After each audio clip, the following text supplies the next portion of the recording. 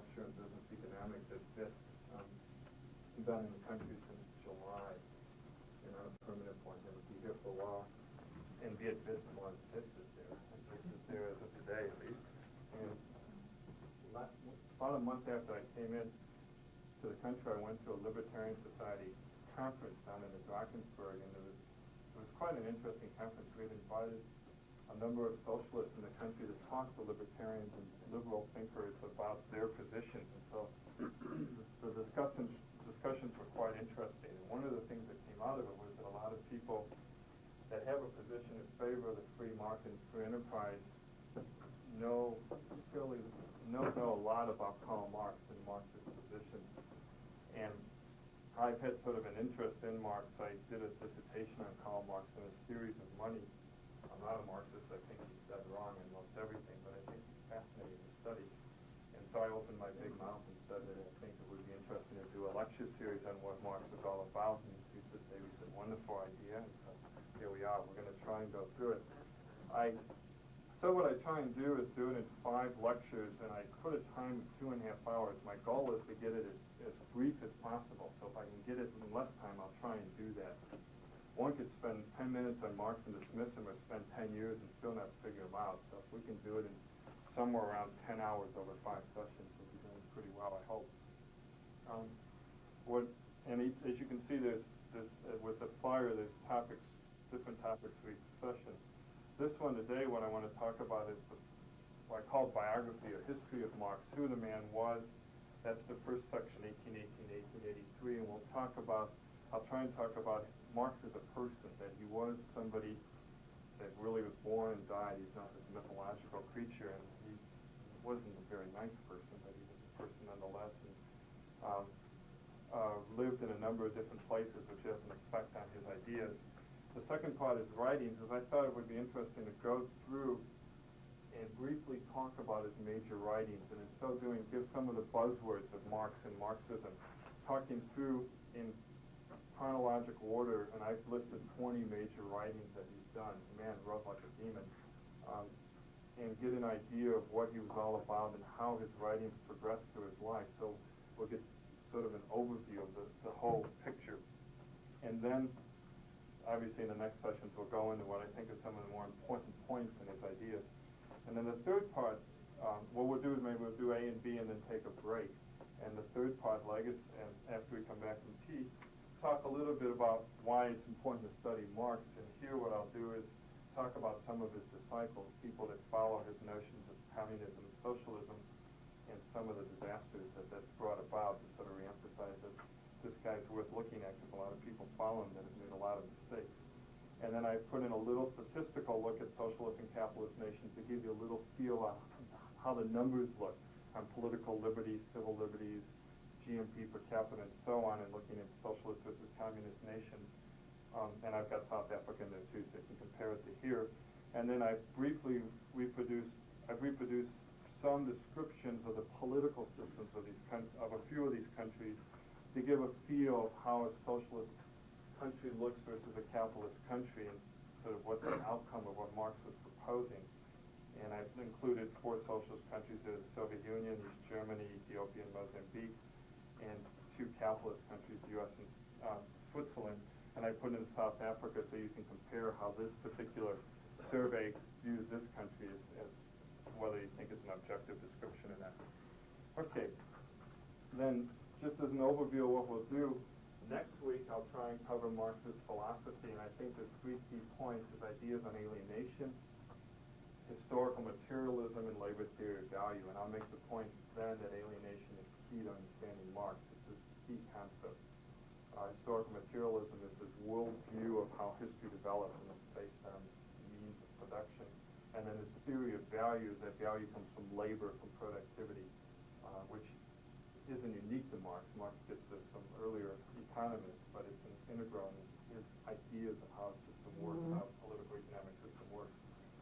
Then the third week is, in some ways, the third week could go on for days. This is economics, and try and do it in a couple hours. We'll look at his theory of exploitation, which is worker management relations, and how the workers are supposedly exploited in a worker management relationship, worker capitalist relationship.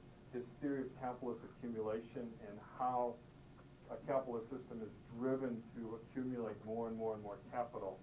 And then this will lead into his belief that an economic capitalist system is fundamentally unstable, that there's what I call reproduction crises in capitalism. Capitalism produces too much, and therefore it blows up, and then it crashes, blows up and crashes, and in Marx's view, eventually the workers get mad and take over the system. So there he's trying to show why capitalism is essentially a problem. The fourth one is the fourth week on politics. I want to do sort of two things in that. One is to look at how Marx views the state in a capitalist system. And you'll see that, I see that working with good students where they say there's the state capitalist system in South Africa, and Pretoria, and the Johannesburg Stock Exchange are all part of the same exploitive system. And this whole notion that the state builds on the capitalist system and they're tied together, his notion of capitalist politics. I want to sort of see if I can explain that, his view that the state is part and parcel of capitalism. I disagree with that, but it's a big part of Marx's theory. The next part then is, given that, what is his notion of legitimate political organization and political activity? And we'll talk about his ideas of labor union movements or labor movements. He's very much opposed to labor union activity that raises wages, improves working conditions, and so on.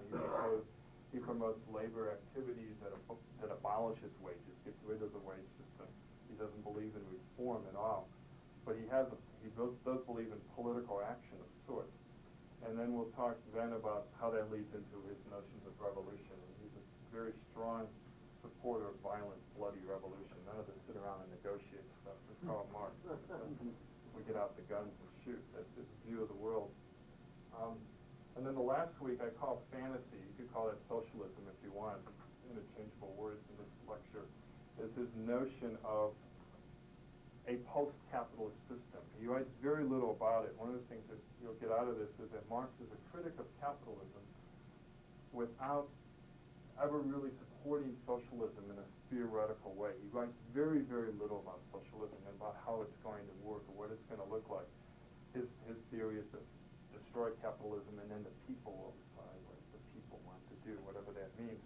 And one of the notions of that I'll try and attack is this notion of a working class consciousness, some type of a collective mass consciousness, which he thinks is somehow going to run the system. And then the second one, Dictatorship of the Proletariat, is Marx's interim model. The stage between capitalism and communism will be this dictatorship. And I'll try and show how that's a very unstable, a very unreliable mechanism for bringing about what he wants. And then the third part will be basically a critique of the ability of economic systems to function without markets, the section socialism. There's a theory in the literature called the socialist calculation debate, and that's what I'll cover there, which looks at the inability to calculate and plan and produce without money and prices and so on, which Marx wants to get rid of, money and prices. And by that time you'll be exhausted and bored of me or whatever. So how's that sound? I'm trying to think of this as somewhat as a workshop. So if there's things I miss or things that you want to bring up that I don't have, bring them up. And if I don't know them, I've got a week. I'll go and figure out how to answer the question and come back the next week and give it to you. My own studies of Marx are biased towards this theory of money.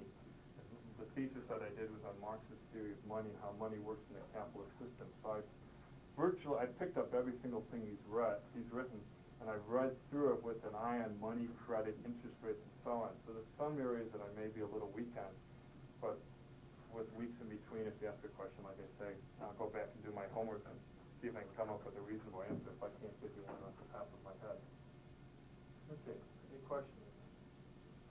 Okay. Let me first start talking about Marx as a person. And I'll just read a quote from him that comes from early in his life to give an idea that this man was an activist. I'm following here on page 2, biography.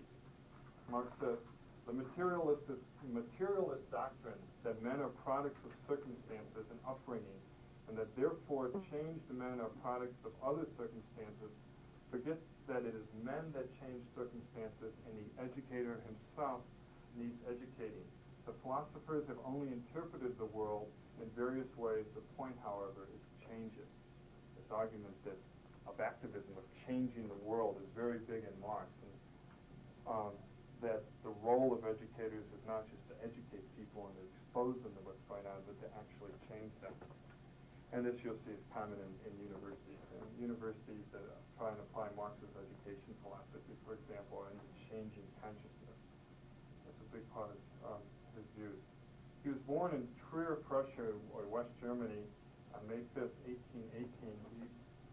Trier is a town on the Rhine, the other one, Mosel River, and the wine district, near Bonn, in that part of Germany. His parents were middle class, they were Jewish, and then later converted to Christianity. Marx started out as a Jew, became a Christian, eventually becomes an atheist. Some people say he started the third great Jewish religion, Judaism, Christianity, Marxism, and these modern religions. But he was, so he had exposure to both of those areas, and we'll see later on, he has, especially when it comes to the Jewish religion, he has very uncomfortable, he's very uncomfortable with it. He started at the University of Bonn in 1835, and he was a party boy. He was quite wild, and his dad pulled him out of the university because he spent all his time partying, and told him he had to get back to work. And he talked his dad into funding him to go on to the University of Berlin, where he went to in 1836. The University of Berlin was then and is today a rather radical university, and that's where he started to study law and political economy seriously. And he was exposed to German philosophers, the major one being Hegel. I mentioned in here, influenced by Hegel and Feuerbach. When I did my dissertation, my second reader, my thesis was from Stanford University, and he told me I would not be allowed to complete it until I had read everything Hegel had written first, before I read everything Marx had written. I haven't read everything Hegel had written. He's very complicated. But out of Hegel, Marx gets a notion of historical change, of society changing over time, and that societies do change and evolve. Hegel, he flips, at one point he talks about putting Hegel on his head. Hegel supports a monarchy, that is, the society moves towards a German monarchy, and Marx, of course, says no, it moves towards proletarian dictatorship or proletarian democracy. The masses take control, but he's using the same type of evolutionary theory. He finally submits his doctoral dissertation to the University of Jena in 1841, and the next page will mention what it is. And he fails to obtain a teaching post at the University of Bonn. He wanted to go and be an academician and couldn't get a position. So in 1841, and he's not very old at this time, 23. He's just a kid. He starts out as editor of the Rheinische Zeitung, which is a little radical newspaper, and he first starts writing his radical ideas. So he starts off quite early. He's in his early 20s when he first starts to write his ideas about socialism and so on. He's exposed to the French socialists. They have a big influence on him, and later we'll mention Proudhon is one of them. In 1843, the paper is strictly censored, and Marx leaves it. He leaves the paper and moves on to other places. He marries the girl next door, literally, his childhood sweetheart, Jenny von Westphalen, and I don't have it, but he also wrote love poems, and those are published too, so he did have a heart somewhere. His daughter, his wife was a daughter of a high government official, and he referred to her as Baroness throughout his life. She had a noble title, so she was always Baroness von Westphalen to him. And he used to throw formal balls for her in London, very bourgeois type of parties for his wife throughout his life, which is sort of inconsistent with his attitude on proletarianism. He has three daughters survive, and I think one died and one son died in early childhood. They all married socialists, one of the three, and later commit suicide. He has one illegitimate son from his maid. He had a maid throughout his whole life.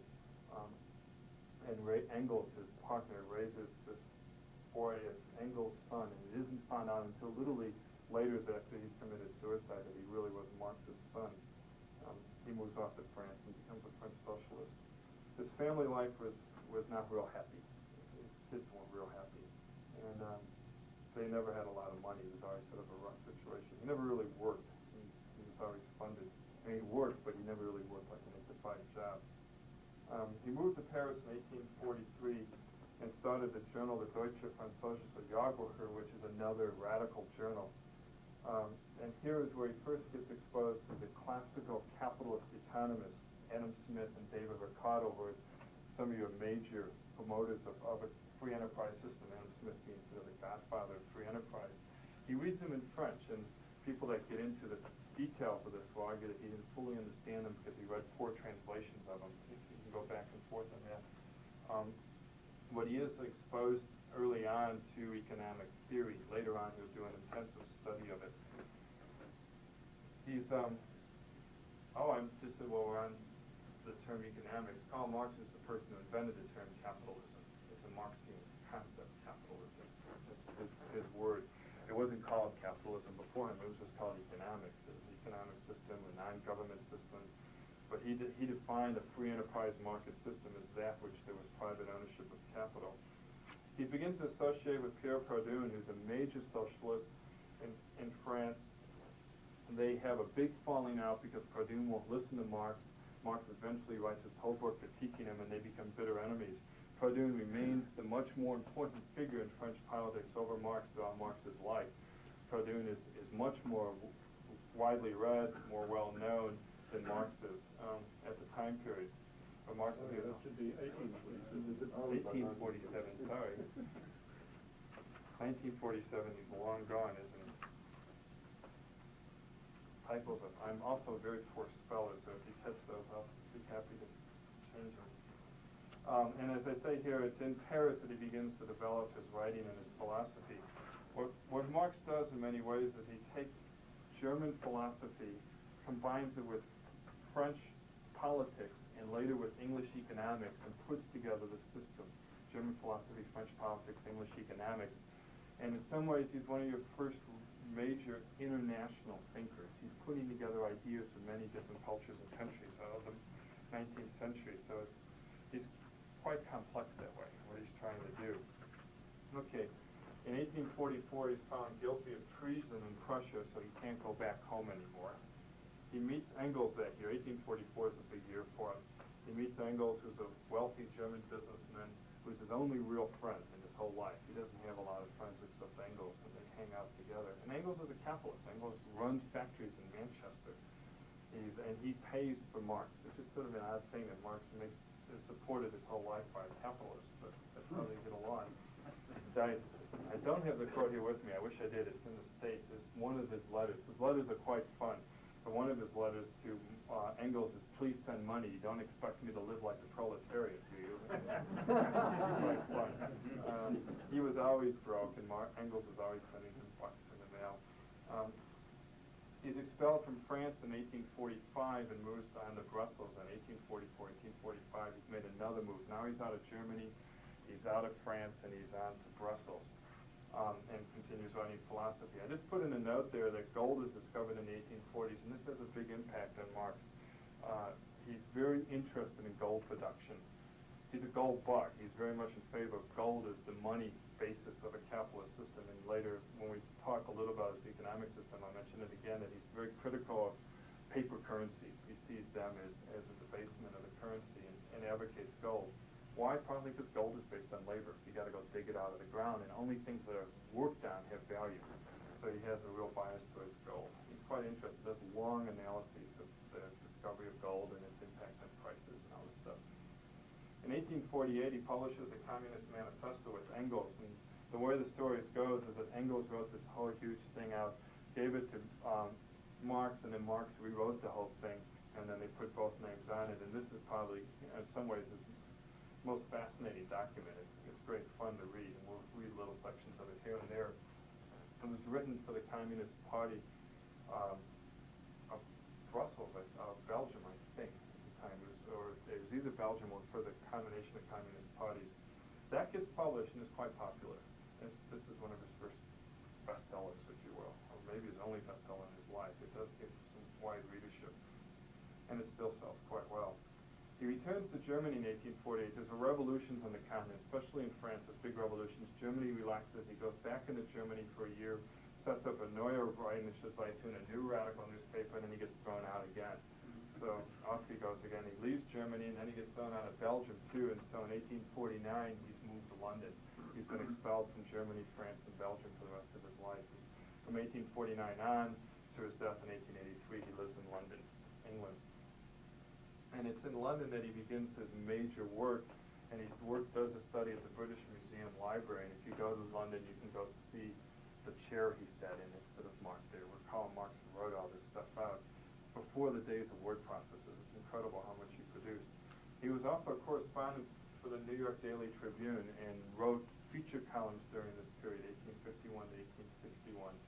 Very interested in the U.S. system, the U.S. economy.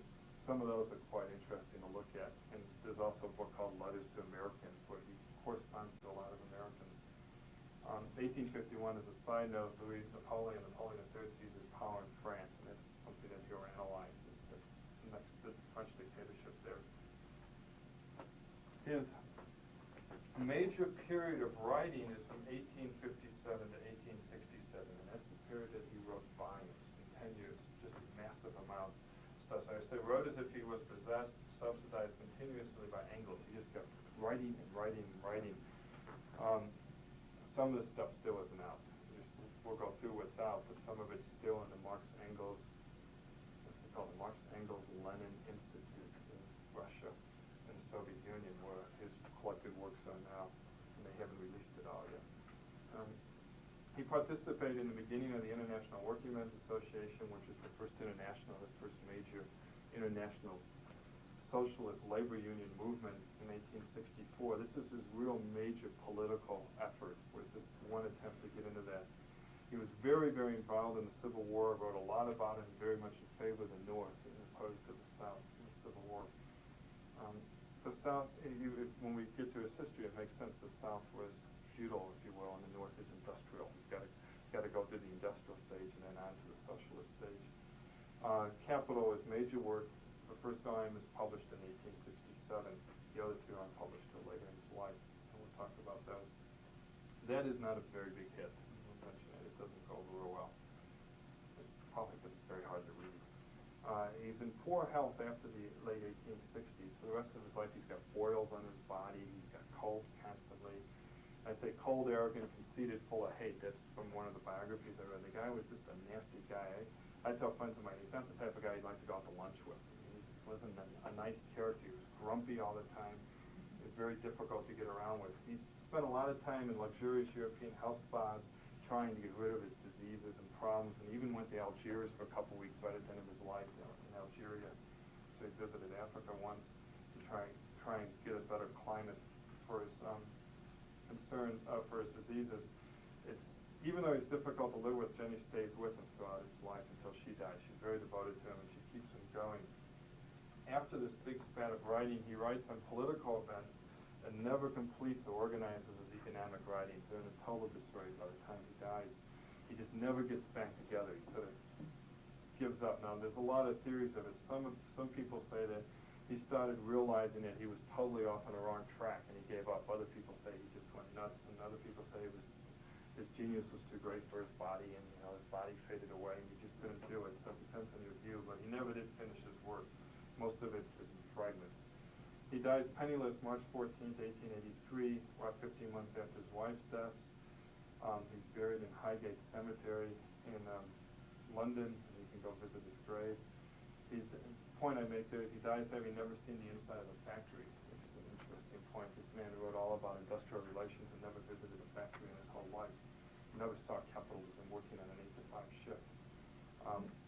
And this is a side comment, and later in his life, in 1870, Louis Napoleon falls, and there's the Paris Commune, which is the first short-lived communist experiment in 1870. It's about 3 or 4 months, and he writes about that, and that's has quite an impact on his ideas of what communism might look like. Okay, Karl Marx in 30 minutes. Questions, anybody? Give you an idea. He was a very busy man, and saw a fair amount of Europe for the time period. It's interesting to think about before I put on his writings that he's writing in a period of great industrial development in Europe. Things are changing rapidly. Germany's quite a distance behind, but England's very, very developed, and he's following lots of new developments.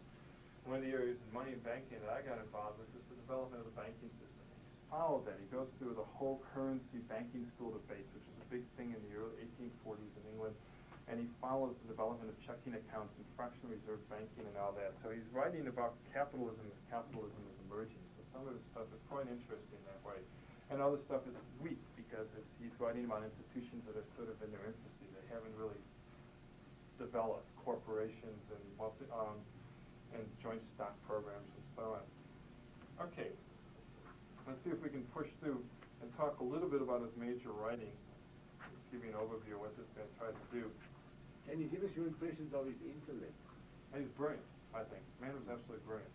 He was mad, but he was brilliant. He absorbed so much, and you get that by reading his stuff. He just read and read and read, and he thought tremendously. He had some basic underlying biases that obviously have been influenced how he sees the world. One of them is his view of alienation. But I always say he's absolutely brilliant. But that doesn't mean he's right. There's a lot of brilliant people that aren't right. Hitler was brilliant too, but not brilliant in a way that was productive for the human race. And I think that's one of the reasons one has to give him, you have to think about this guy as somebody who's worth considering. He's wrote a lot of fascinating things in economics. There are some people that say he was a second-rate Ricardian. Paul Samuelson says that he was a nobody. He didn't do anything in economics. I disagree. I think he had very important contributions in economics in the context of what his view of the world. There's fascinating things and very important things that he wrote on the nature of economic instability and so on. Okay, his dissertation is the difference between Democritus and Epicurus philosophies of nature. And I say here of little current interest. I have no idea what it's about. I haven't read anything in that, but he did write a PhD and he got it. It doesn't relate to the rest of his work. They were big into the Greeks back then, so he wrote a bit on that. His first lengthy piece is on the Jewish question. It's a critical attack of religion, especially Judaism and a bourgeois society in general. He's a very strong opponent to the Jewish culture, the Jewish religion. He saw the Jews as the symbol of capitalism, bankers, traders, merchants, and all these things. If you talk to modern-day Marxists, they'll say that he was using the word Jewish in the German sense of Juden, which also means a trader, so it should really read on the trader question or on the merchant question, and it's not really an anti-Semitic piece. I think it is an anti-Semitic piece. He says quite explicitly in there that that the Jewish question will be resolved with the abolishment of capitalism, and there will be no more need for Jews. The Jews will have no place in society, and it fits, I think, with followers of Marxism. Obviously he was an atheist. He was very much opposed to religion in general. 1844, he writes a critique of Hegel's philosophy of the right. 1843, this is a thorough analysis of Hegel's political philosophy. Includes a proposition for democratic humanism, not based on private property. This is his earlier term, democratic humanism, not communism or socialism. So he called himself a democratic humanist and wanted to get beyond private property where people could collectively own things. This is his early ideas. His major writing in his early period is the Economic and Philosophic Manuscripts of 1844. You could put a star by number 4. That's a hot one. Notice when it was published, 1932. It doesn't come out until many years later. I say most important early writings of Marx sets forth the basis of alienation and his understandings of capitalism. Created quite a stir when released in 1932, whether the young Marx differed from the mature Marx. A lot of Marx's economics comes out before Marx's philosophy, so they start applying his economic ideas to capitalism with understanding his underlying philosophical views. And so there's this big debate on whether Marx changes his ideas over time. My contention is he doesn't. I think if you look at his history, he was doing, just working on through it. He starts off early on with philosophy and goes to economics, and now that this material's out, we can get a better understanding of him. Some great stuff in that. It's real fun to read. Parts of it is at least to read. In 1844, he also comes out and writes The Holy Family with Engels. It's a polemical attack of German writers. It has little current interest except that he's starting to develop his theories of history. Marx terms his position here real humanism and first hints at a materialistic conception of history, which we'll describe next week in more detail. So that's, and when does that come out? That comes out right at that time period. The German ideology, which is written the next couple years, 1845 and 1846, also doesn't come out till 1932, and it's a quite important work with Engels. It's an attack on contemporary philosophers, including Max Stirner. He's attacking other people that are advocating change in society. It's, as I know, it's the first expensive development of the materialistic conception of history, and there's some brilliant passages in there where they're writing about this history based on the means of production. And again, it's not published until 1932. Now, this is after the Bolshevik Revolution that this stuff finally comes out. I might make a note on these, that some of these that are published in 1932 are published either in German or in Russian, and they may not come out in English until a decade or so after that. So some of Marx's works comes up very recently. We'll see one later down the line. The Poverty of Philosophy in 1847 is his attack on Proudhon. Proudhon wrote a book called The Philosophy of Poverty, and so Marx wrote the rebuttal called The Poverty of Philosophy. It's a strong attack on utopian socialism, on this whole idea that we can sort of come together as a community and make a good life for everybody. Marx first now starts presenting that socialism is inevitable. It's not a question of us sort of holding hands and being happy. It's going to happen. It's going to happen because these are the forces of history. We're going to have a socialist revolution. There's none of this utopian stuff about it at all. And here he starts calling for the abolishment of class antagonism, and starts calling for end-state power, starts calling for the move towards a socialist system. He has a problem. We'll see that. On one hand, Marx says socialism is inevitable, and on the other hand, he advocates political action. And he never resolves those two. One aspect of that political action is number 8 there, Wage, Labor, and Capital. This is presented in 1847 as a series of lectures in the Brussels Working Men's Club. Here Marx is saying, this is what the system, why it doesn't work. He's trying to explain it. So he's actually doing activism. He's not just sitting back and saying socialism is going to come. So at the same time he says socialism must come. He does them both. This is a good reading. It's, I say, recommended reading for its clarity and conciseness, first systematic presentation of his economic ideas. It's about 30 pages long, and it's a nice little short reading of his. Early on, this is right before he really does his heavy ideas that he does in the 1850s and 60s. And then as you see, the next year in 1848 is the Communist Manifesto, a major political statement by Marx, powerfully written on the eve of the 1848 revolution. It begins with history as a history of class struggles and calls for a violent proletarian revolution against bourgeois society. Workers of the world unite, you have nothing to lose but your chains, you have a will to win. And it's great reading. Later on we'll do some quotes on it. 1850, the class struggles in France, is an analysis of the French Revolution. And here is where he first argues that economic crises rather than political uprisings are the necessary preconditions for revolution. What he's going to argue is that capitalism is going to destroy itself. The economic system won't work, it's unstable. You can look at the last week, Marxists love weeks like this. They see it's all falling apart. Here it comes. And in Marx's day, if you read his letters, they're great fun because every 2 weeks the revolution was going to happen because the stock markets had crashed a lot back then. So this is it. He'd write off and say, it's going to happen next Tuesday at 3 p.m. Here comes the revolution. And then there'd be a month and he'd get depressed and crabby, and then the revolution was going to be the next week. All through his life he kept thinking it was going to happen. But it's only in 1850 that he starts arguing it's going to happen because of economic conditions, not political conditions, which is interesting. 1851, the 18th Brumaire of Louis Bonaparte is another political piece on class and state and critique of the state. Both of those, number 10 and 11, are political. Number 12 is another very important writing of Grundrisse, or foundation writings. It was published in written in 1857-58. I say major foundation of his economic writings. The manuscript connects with younger and mature Marx, especially ties alienation and historical materialism to exploitation and economic crisis. This is the link. This writing links young and old, and it's fascinating. It wasn't accessible until 1953. It's published in 41 in Russia. It comes out, but it isn't really, you can't get it till 53, and the full English translation doesn't come out till 1973, which is not that long ago.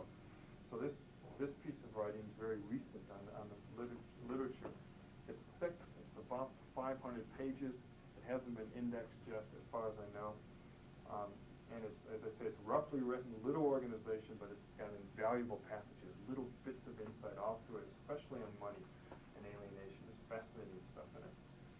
These were his notes, if you will, his sort of notes as he's doing this research in the library. Okay.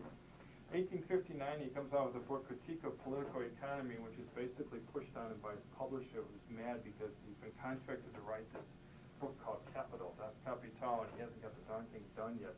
And he's got a deadline, he's got to produce something, so he whips out a little thing called Critique of Political Economy, which is basically the first part of Capital, but contains an excellent summary of historical materialism. That's one part that ties in with his old philosophy. This is really now the beginning of his economics. It focuses a lot on money, which is interesting because a lot of Marxists don't talk about money, Marx's understanding of money in the capitalist system. I'll say it here and we'll mention again, Marx believed that money had to be totally abolished. Money had to be destroyed. So any Marxist who wants to talk about the role of money in socialism doesn't understand Marx.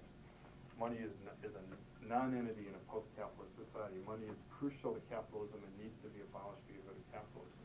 That's missed by a lot of Marxists today. Okay, Theories of Surplus Value is a 3-volume, massive thing, critical review of classical political economists such as Adam Smith, J.B. Say, David Ricardo, Thomas Malthus, and so on. This is when you say, the question is he brilliant? His reading of literature is massive. He read all these guys and made marginal notes of everything they said, and this is what's in this Theories of Surplus Value. You sometimes see it published as the 4th volume of Capital. Indicates extensive studies, mostly in French, that Marx made of the early supporters of capitalism. Value, Price, and Profit, number 15, is presented to the General Council of the First International in London, and it's another excellent summary of his ideas. There is a publication that has Article 8, Wage, Labor, and Capital, and 15 together, and that's often used by professors that want to give a quick and dirty introduction to Marx that use 8 to 15 together. So that's actually in publication. Okay, he writes Capital backwards, almost done with his writings. This going through them is exhausting. Imagine reading all this stuff. Numbers 16, 17, and 18 are Capital, and as you notice, he writes them in not the order that they come out and are published. He first writes Volume 2 of Capital. It's edited and published by Engels in 1885. The English translation doesn't come out until 1907, quite a long time later. It's a technical treatment of the flow of capital on the basis of economic crises. It addresses a topic that got hot in economics called the transformation of value to prices. How does he go from the labor to prices? And it's a whole big issue that we're not going to spend any time on because it's not important in understanding what Marx is all about. It's important if you want to publish articles in professional journals, but it doesn't very much. Volume 3 comes out in 1894. It isn't in English until 1909. And I say it contains some of the best and incomplete writings on money and banking and capitalism, including the role of credit in economic crises. One of my favorite things that I'll do is if you get in debates with Marxists, they'll say, have you read the 3rd volume of Capital? And most people that are opposed to Marx will say, I read the first 2 paragraphs and he stinks and I can't get beyond that. They'll say, well, if you haven't read the 3rd volume of Capital, you don't know what you're talking about. And I always say, I've read the 3rd volume of Capital 4 times and I still think he stinks. You know, and I've read that inside and out. It's a brilliant volume. It is edited by Engels, both Volume 2 and 3, so there's some question of how much Engels is changing Marx's ideas. But they're bosom buddies, so it's pretty close. 1867 is when Capital Volume 1 comes out. This is major work. Volume 1 of Capital is the most widely published book in the world now. It beats the Bible in publications, so it's quite an important work. I'm not sure who reads it. We'll see later on there's high literacy in the Soviet Union, which is necessary to get people through this. It's a fascinating work. It's definitely worth looking at, the first volume. It attempts to set out the grounds of how capitalism works and why it is doomed. It's a critique of the capitalist system. It's not a publishing success, as I say, when it was first released. Its English translation doesn't come out until about 20 years later in 1886. But it is now the #1 produced book in the world. The Civil War in France is a discussion. Notice he goes from 1865 to 1871. See, he's dropping off right after. He has this big spurt and then down. 1871 is the Civil War in France. It's an obituary of the short-lived Paris Commune, with some indications that he favored a structure of decentralized communalism, that he wasn't advocating a totalitarian centralized state. Very little, but some indications of that in his analysis of the Paris Commune. And in 1875, he writes the Critique of the Gotha Program, brief but most detailed writing on the structure of post-capitalist and communist societies. It's very brief. It's only a few pages. The Gotha Program was a few socialists getting together in a town called Gotha and saying, this is what we want to do. And Marx goes, yeah, but this is wrong, and this is wrong, and this is wrong. And he gives some little indications of what he thinks a society will look like once we get rid of capitalism, but very little. And so I could say out of all that writing, there's probably 10 pages on communism and volumes of what capitalism is wrong. Okay, recommended collection of major writings. I recommend David McClellan's book. If you were to get one, there's loads of things out. You can look at this at the break. It's a very decent reader on Marx with nice annotations. It's the best that I've seen out. It's printed in the United Kingdom. I paid $10 in the States for it, which means it's probably 50 rand here or something if it's here. But that would be one to get on that. Okay, that's trying to give you an overview of what this man's works has done, so you can see it's a massive project. So that if we can get through it in 4 lectures, I think we'll do pretty well. Questions, anybody? Comments? Yeah. I think 20 is that very important? It should be very important. Yeah, so you can mark that. It's important because it's just a few words. We'll talk about it. I'll be able to cover that in the talks. It's very little that he talks about the dictatorship of the proletariat and what he calls the higher phase of communism. Can one get all the books here, or? I've seen some of the stuff here. There's a lot in the Witz library. Marx is sort of popular at Witz, so you can get a lot of that stuff there, and even in the Commerce library. I guess, I don't know, some people could correct me, but I was told that the Communist Manifesto is still sort of off the record here. It's not supposed to be published, but it's in collected readings in the library, so it does show up. Legal. Is it still legal? Legal. Is it legal? Yeah. And where else could you buy this stuff? Maybe at exclusive books. Apply for a privacy for study.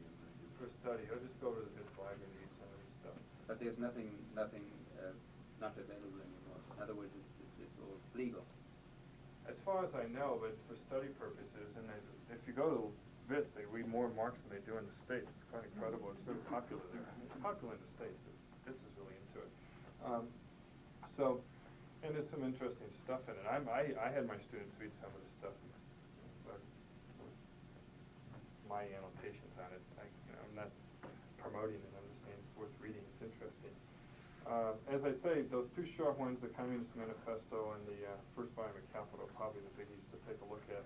Or try and find one of these annotations, these little short ones, and read through those. Usually they cut out the major stuff. This is the best I've seen. Okay, that wasn't too bad. Want to take a break? And then we'll go through the legacy? I went through that quicker than I thought I would. 45 minutes. He never had any positions of responsibility. No, he never was a manager. He never was a worker. He wouldn't have either side. He never stood for Parliament. He never stood for Parliament. Found out how popular he was. No, I don't think he ever voted. He never had any living. Never earned a living. No, he was supported by Engels. He was a true intellectual. He was a pure intellectual, a bourgeois intellectual. He was not he didn't come up in the working class ranks. He wasn't part of the managerial class. He never was a university professor even. He just worked out of his house and out of the British Museum. Sort of an odd character. For the things he wrote in these little magazines. But I don't think he made much money off of that stuff. It'd be like writing for the Weekly Mail or something. It's not that. I mean, he just kept on doing that, and I kept on expelling him. Yeah, he'd write these things and get thrown out. But he was a sort of a petty guy. He wasn't a big guy doing this most of those days. He'd get thrown out with lots of other people. So it wasn't that he was a great. In Germany, LaSalle was a lot bigger, and in France, Verdun was a lot bigger, and in England, they never paid attention to him. He didn't read much in English. He didn't talk much in English. It was mostly German and French, so he didn't communicate a lot with the British. So he sort of worked on his own. But somehow he got caught on. People got into him. The big one will be Lenin. In his lifetime, did he not really have a following? He had a following, yeah. He had a following, but it wasn't massive. He wasn't the big man, that he is today. There was other people that were more important than him in the socialist movement in his time. Did he have a following in England or in many of the countries? And the continent more than in England, because he wrote in French and German. I see. And so that was most of his stuff. He wrote some in English for the New York Tribune and some, but most of his writing was in French and in German. So So he did have a following, but it wasn't as massive as we'd like to think. It builds after his time, and a lot of his works don't come out until after he's dead. So it takes a while for this stuff to build. And it takes a while to read this stuff, too. You know, if you read this, and it takes a few years to figure out what he's talking about. And it really isn't until, I'd say, until about 1900 that Marx really becomes popular. There's a book called The Close of the Marxian System by an Austrian, Eugen von Bauwerk, who critiques Marx in a big critique and says Marx is finished in about 1890. Nobody's going to read this guy. And his book sort of gets people interested in Marx, I think, and they start reading him, and off he goes again. And then the big man, when we come back from tea, we'll talk about is Lenin, and Lenin puts Marxism on the map as far as I'm concerned. One of the ways he made himself popular was he used to write letters to the press saying, this is no good, and very good name.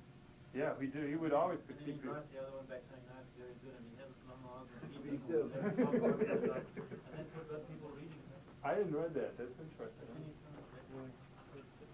Did you get some idea of what the essence was of what set him going? What got him going against capitalism? That's a problem that I have, is whether or not this man really saw capitalism as fundamentally exploitive and hurting people. There's a lot, you know, you think of the 19th century and child labor and all this stuff and the Charles Dickens view of capitalism. There's that side to it, or whether this guy really was after power and saw himself as this guy, a great leader that was going to lead the world to something new. And I get torn on that, whether he's this, he definitely wants to destroy capitalism. He seems it's bad, but is it just because he's concerned for people, or does he really see himself as?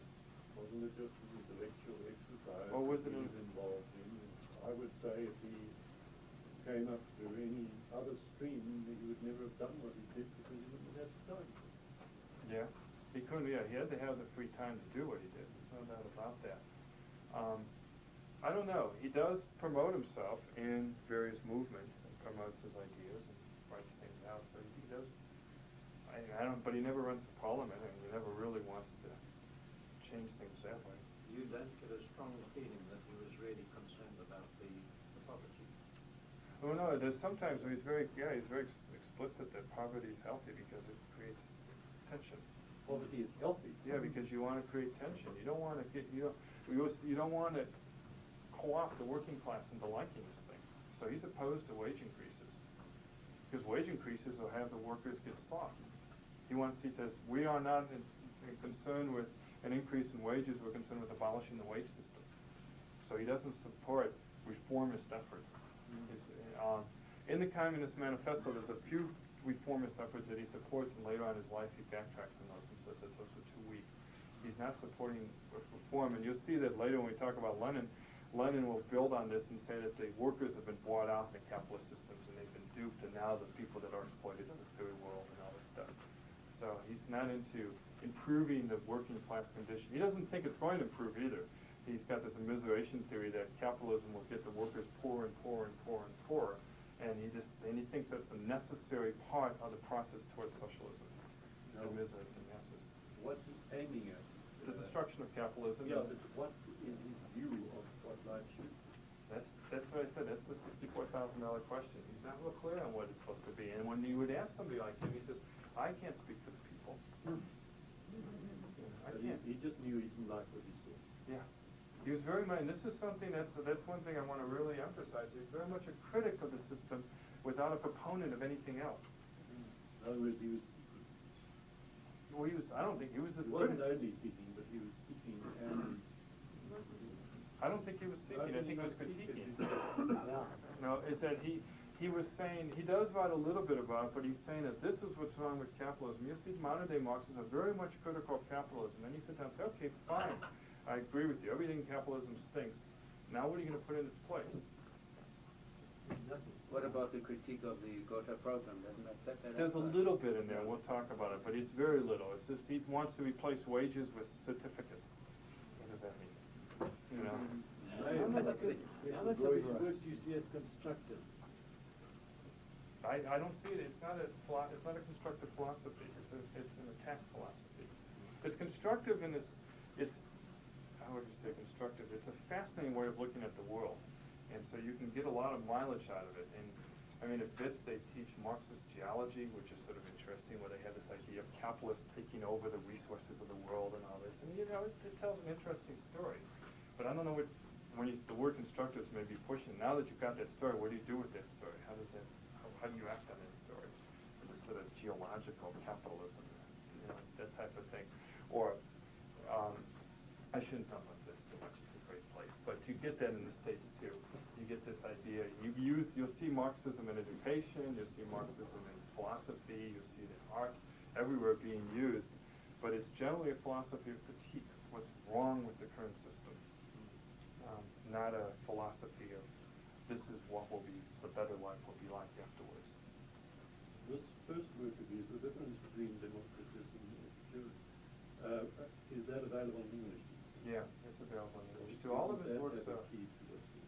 No, I don't think so. I think that's just basically to get his PhD. He did a little analysis of two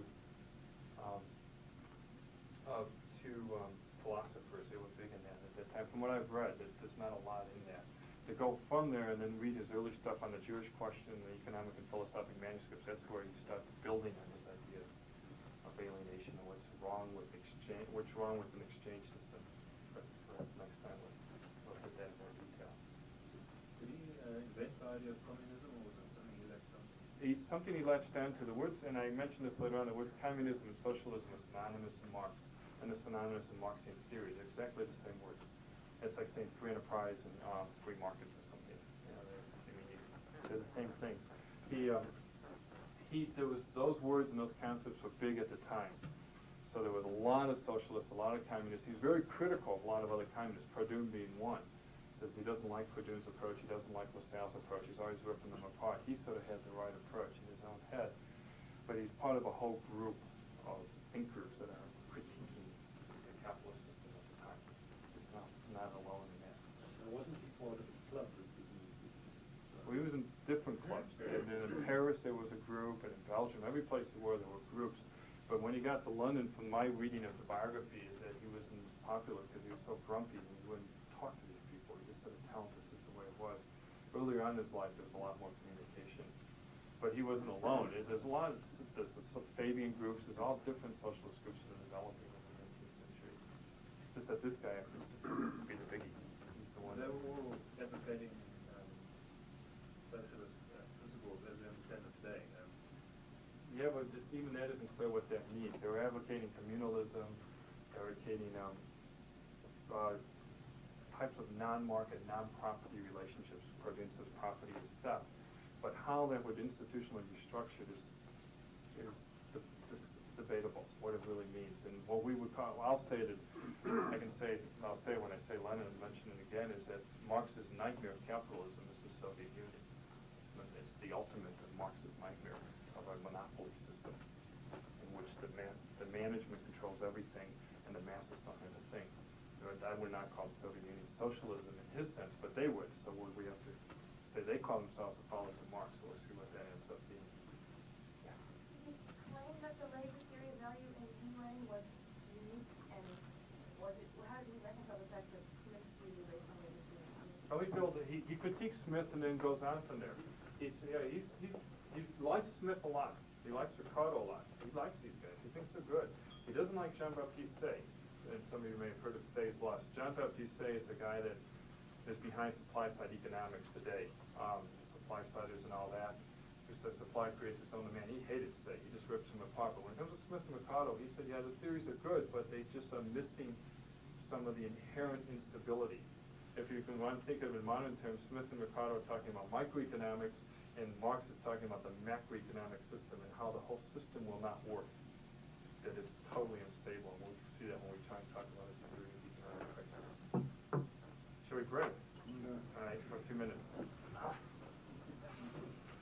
I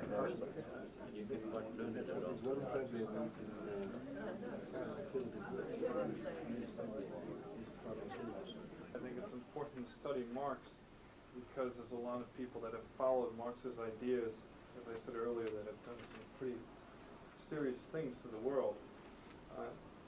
Some of this I'll be taking from a book called A History of the Modern World by Paul Johnson. The American edition is called Modern Times.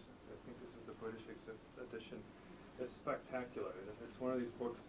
It's the history of the world from 1917 to the 1980s, and it's just one of these books that just goes on and on and on. It took me about 6 months to get through it, but it's great fun.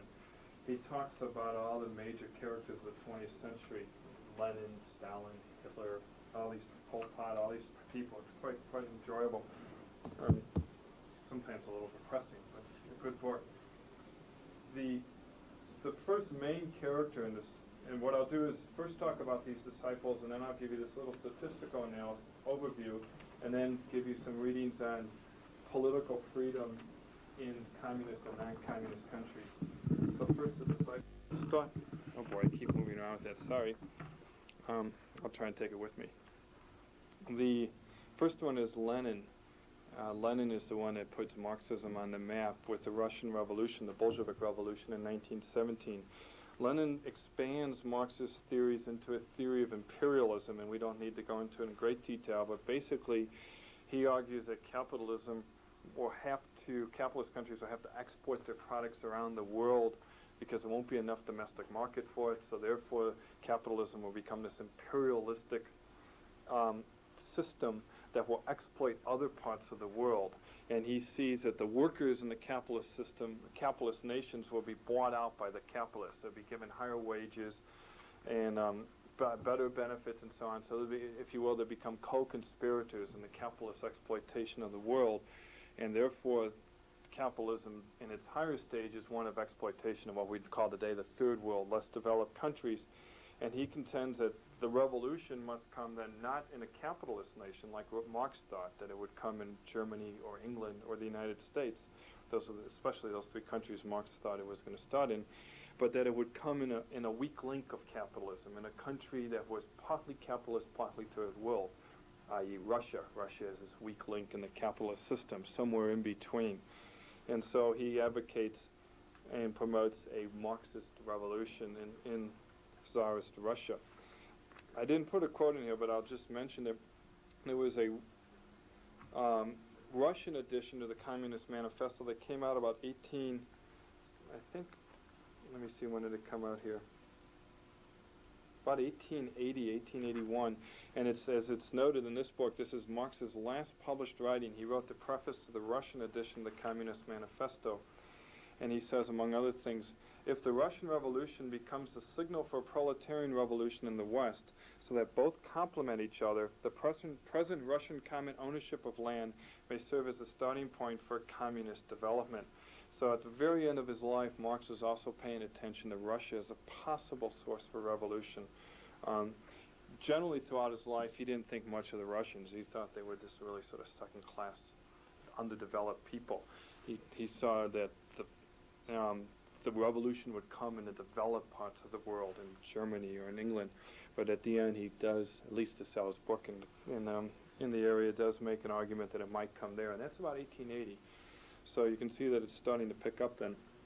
Okay, Lenin was in, the revolution comes in 1917. It's fascinating to read about. It was a coup. It was not a proletarian revolution in a Marxian sense. Marx believed the masses would get up and rise and overthrow the system. Lenin engineered a Vanguard party coup. A small group, 2,000 people, went into Petrograd and took over the key installations and took over the city. It was not along the lines of what Marx said would happen. He had German support. The Germans moved him, the famous story of him being moved from Switzerland in Zurich, where he was in exile, in a sealed German train car across to Russia and brought into Petrograd for the revolution. So it was financed by, if you will, bourgeois money in Germany and engineered by a small group of people. Does one know who the people were? That were in the revolution? Yeah, there's this pretty well. The German people, does one know them? It's tracked. There was the German government that did it. The government? Yeah. The government did it because they wanted to get Russia out of the war. 1917 was World War I. And they wanted it.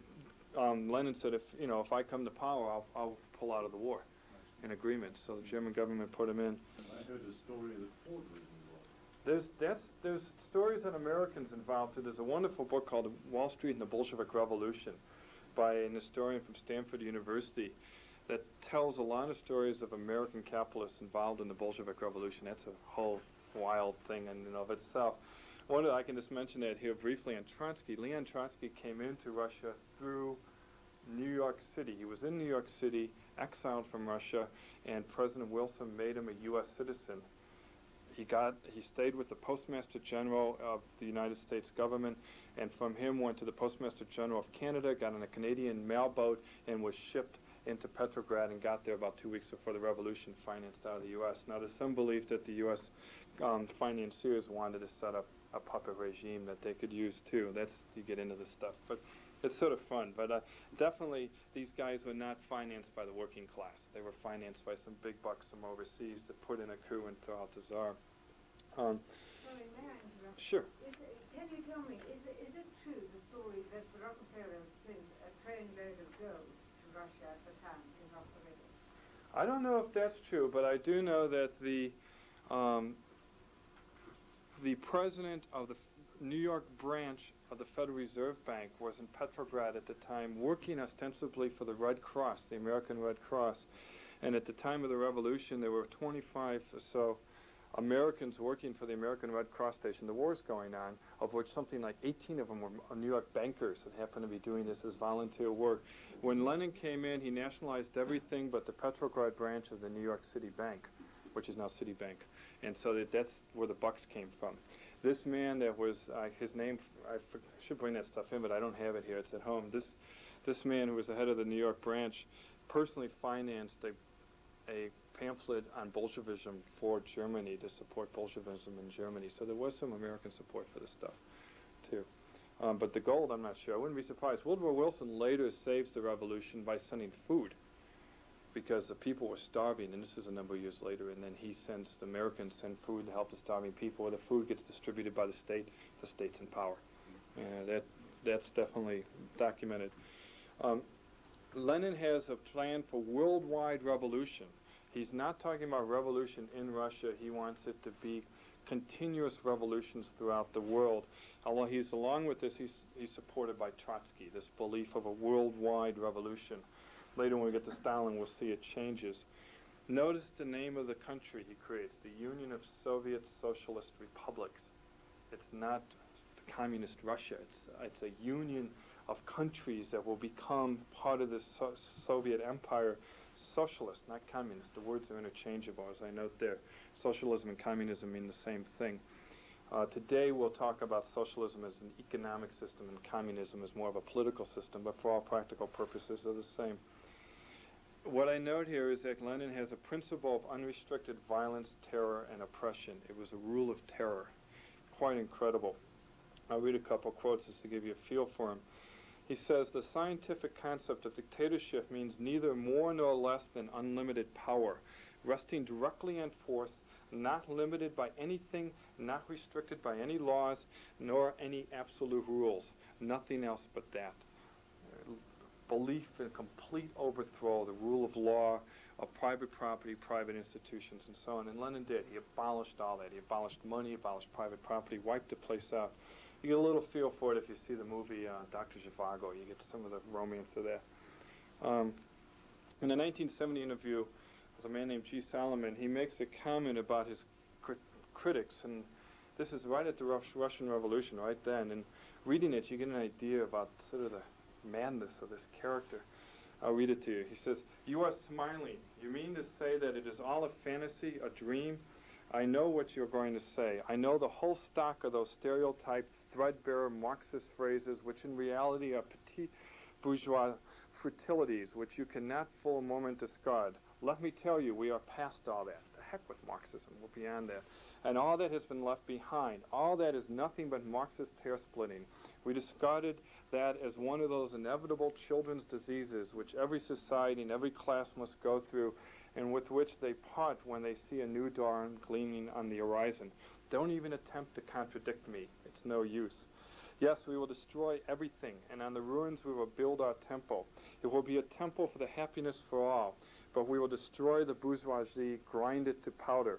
Remember this, the Lenin whom you knew 10 years ago no longer exists. He is dead. I will be merciless with all counter-revolutionaries, and I shall employ Comrade Utsky chief of the Petrograd secret police, against all counter-revolutionaries, no matter who they are. I do not advise you to make his acquaintance. No, let them protest, let them boil a little, rage a little, drink a lot of tea, split intellectual hairs till dawn, then fall into their vodka. They're fit for nothing else. That's his idea of political discussion. The guy certainly didn't want to have any opposition. When he came to power in 1917, he convened Parliament in in October. He convened Parliament in November and said, "I want you to vote for me." Parliament said no, and he said, "Out or you're dead," and he just shut down Parliament. That was the end of that, and set up a ruthless, brutal dictatorship in the name of Karl Marx. We know where it goes. In the last class, when we talk about socialism, I'll talk a little bit about the economic system of the Soviet Union, how it isn't a Marxian system, and how Lenin attempted to create a Marxian system and it fell apart, but we'll do the economics later. Okay, the next major follower of Marx, I contend, is Mussolini. Mussolini was a follower of Lenin, followed Lenin when he was in Switzerland, also follower of Marx. He was an Italian Marxist before the First World War. He breaks away from Marx. Before we get away from Lenin, was he a reader of Marx? Yes, oh, very much a student of Marx, yes. He read him, he wrote about him, he interprets him, and so on. He's very, very strong. Lenin's an intellectual, too. He's a very smart man, and today it's called Marxist-Leninism, the whole ideology. He adds a whole new element to it. He adds a political system to it. Lenin doesn't create central planning. That comes from Stalin, and we'll talk about that later on. But Lenin does set up the Vanguard Party, the structure of what is now known as the KGB, the secret police, the abolishment of the rule of law, and so on. But yes, he does follow him. But you didn't see much about Marx, or? He's now saying, forget about that stuff. I know what the man's saying. We're not going to get in all these little details. Talk to me. I'm the man who's in charge now. And Lenin, the country falls apart in 1922, he retracts and goes to a capitalist system. It's called the New Economic Policy. He reintroduces money, prices, markets, profits, and all that stuff. And then a couple years later, it's about 1924, he has a stroke, and for the last 2 years that he's running the country, he can't talk, but he's in charge of the country, and so things are in bad shape because the boss has had a very serious heart attack.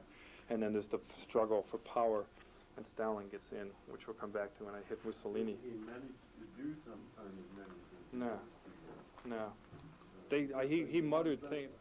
He did little, from what I've heard, he did little fingers up and fingers down type things. People would ask him questions, and he'd say, yeah, do that or don't do that. But it was so the country hung in until the power struggle put Stalin in power. But Mussolini is the next main character here. Mussolini breaks away from Marx and Marxist-Leninism to develop socialism in one country, in one nation. He calls it fascism. And fascism is a bundle of sticks, and he gets the symbol from the Roman Empire. And I have a quote from a journalist at the time that says, Marxism has led to fascism and National Socialism because in all essentials it is fascism and National Socialism. And that's a point that I'll make here, is that Marxism, fascism, National Socialism are all the same thing, essentially. The variations on a theme of a post-capitalist system. Like Lenin, Mussolini abolishes liberal economic and political structures. He sets up a dictatorial policy of the corporate state. Everything is going to be centralized through the state. The state becomes one giant corporation. Stalin will then follow Mussolini, and Stalin picks up on Mussolini's ideas. He basically destroys Italy in the Second World War. Should have put in there earlier that Lenin destroys Russia in the First World War. Has great influence in Franco in Spain and Perón in Argentina, so we could talk about those people. That's another sort of second league characters. The third major follower, I say, is Stalin. Stalin is a fascinating character. He overpowers Trotsky. Trotsky's the big man. It's Trotsky and Lenin that run the revolution. Lenin dies. Trotsky's an intellectual too, brilliant guy. Stalin is a thug. He just comes into power. He's a power man.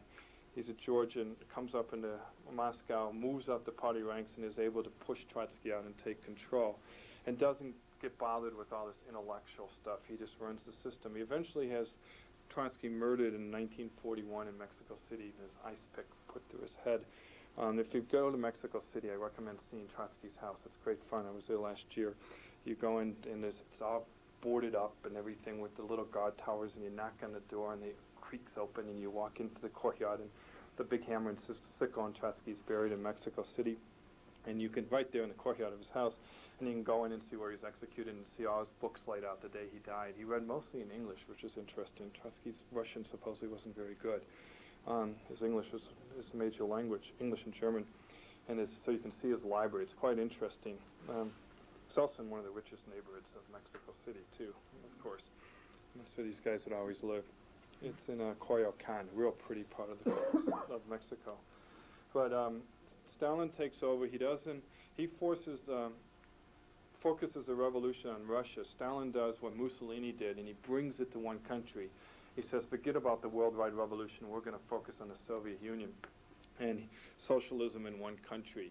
Brings in patriotism and builds the country. It's a brutal totalitarian dictatorship. Instead of being better, Stalinism is worse than fascism, more ruthless, barbarous, unjust, immoral, anti-democratic, unredeemed by any hope or scruple. It is better described as super-fascist.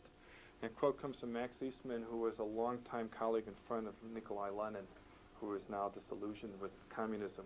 He's one of these people that were, from Americans that were into this. He's part of the group, if you see the movie Reds, they talk about these Americans that were infatuated with the revolution. It's an interesting movie. Stalin forcefully, quote, socializes and industrializes Russia. He collectivizes it. Stalin, it sets up central planning, and I think he gets the ideas from Mussolini of the corporate state. I don't have the quote here, but he says something to the effect that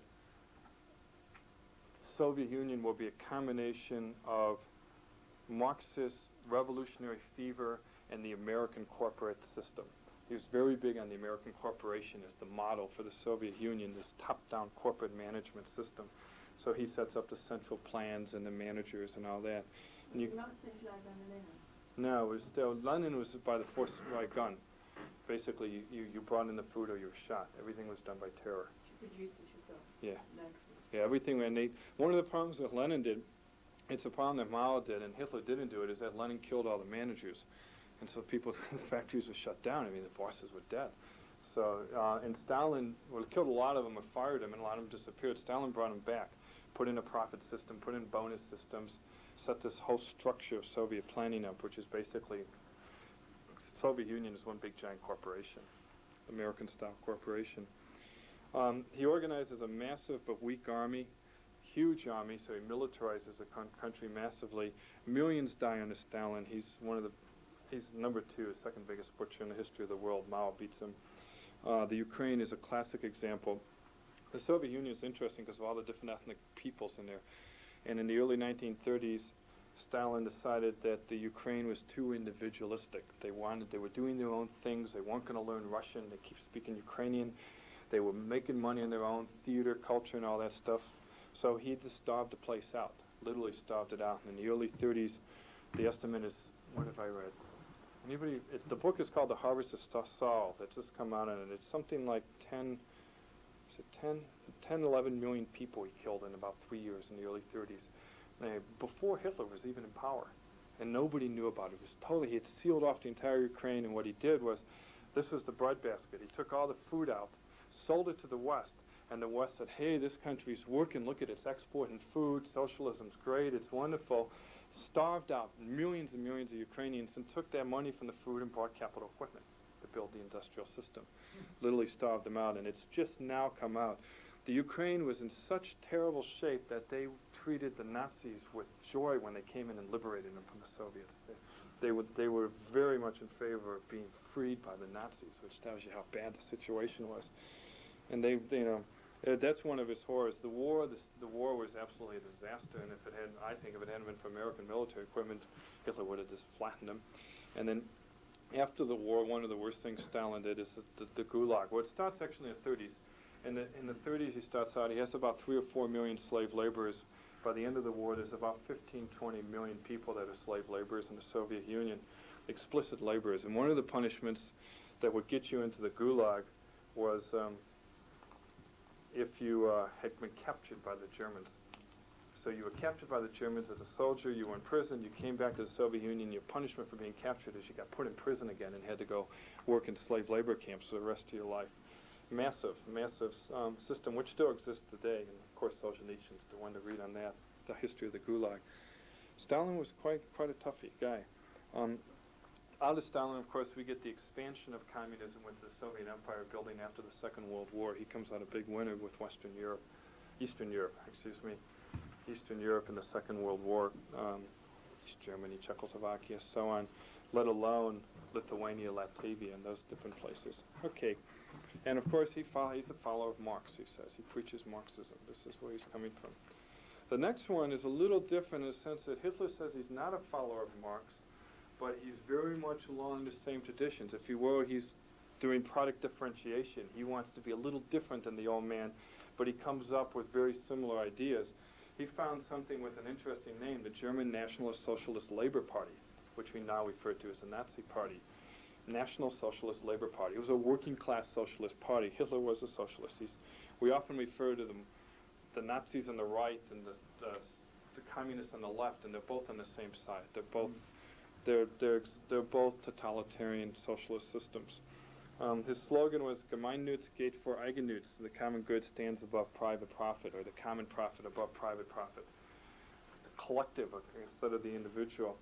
The economy was run by the Reichswirtschaftsministerium, or the Ministry, Central Board of Production Management, or the Empire's Economic Ministry. He set up central planning, same thing. It was a centrally planned system under Hitler. It was not a capitalist system.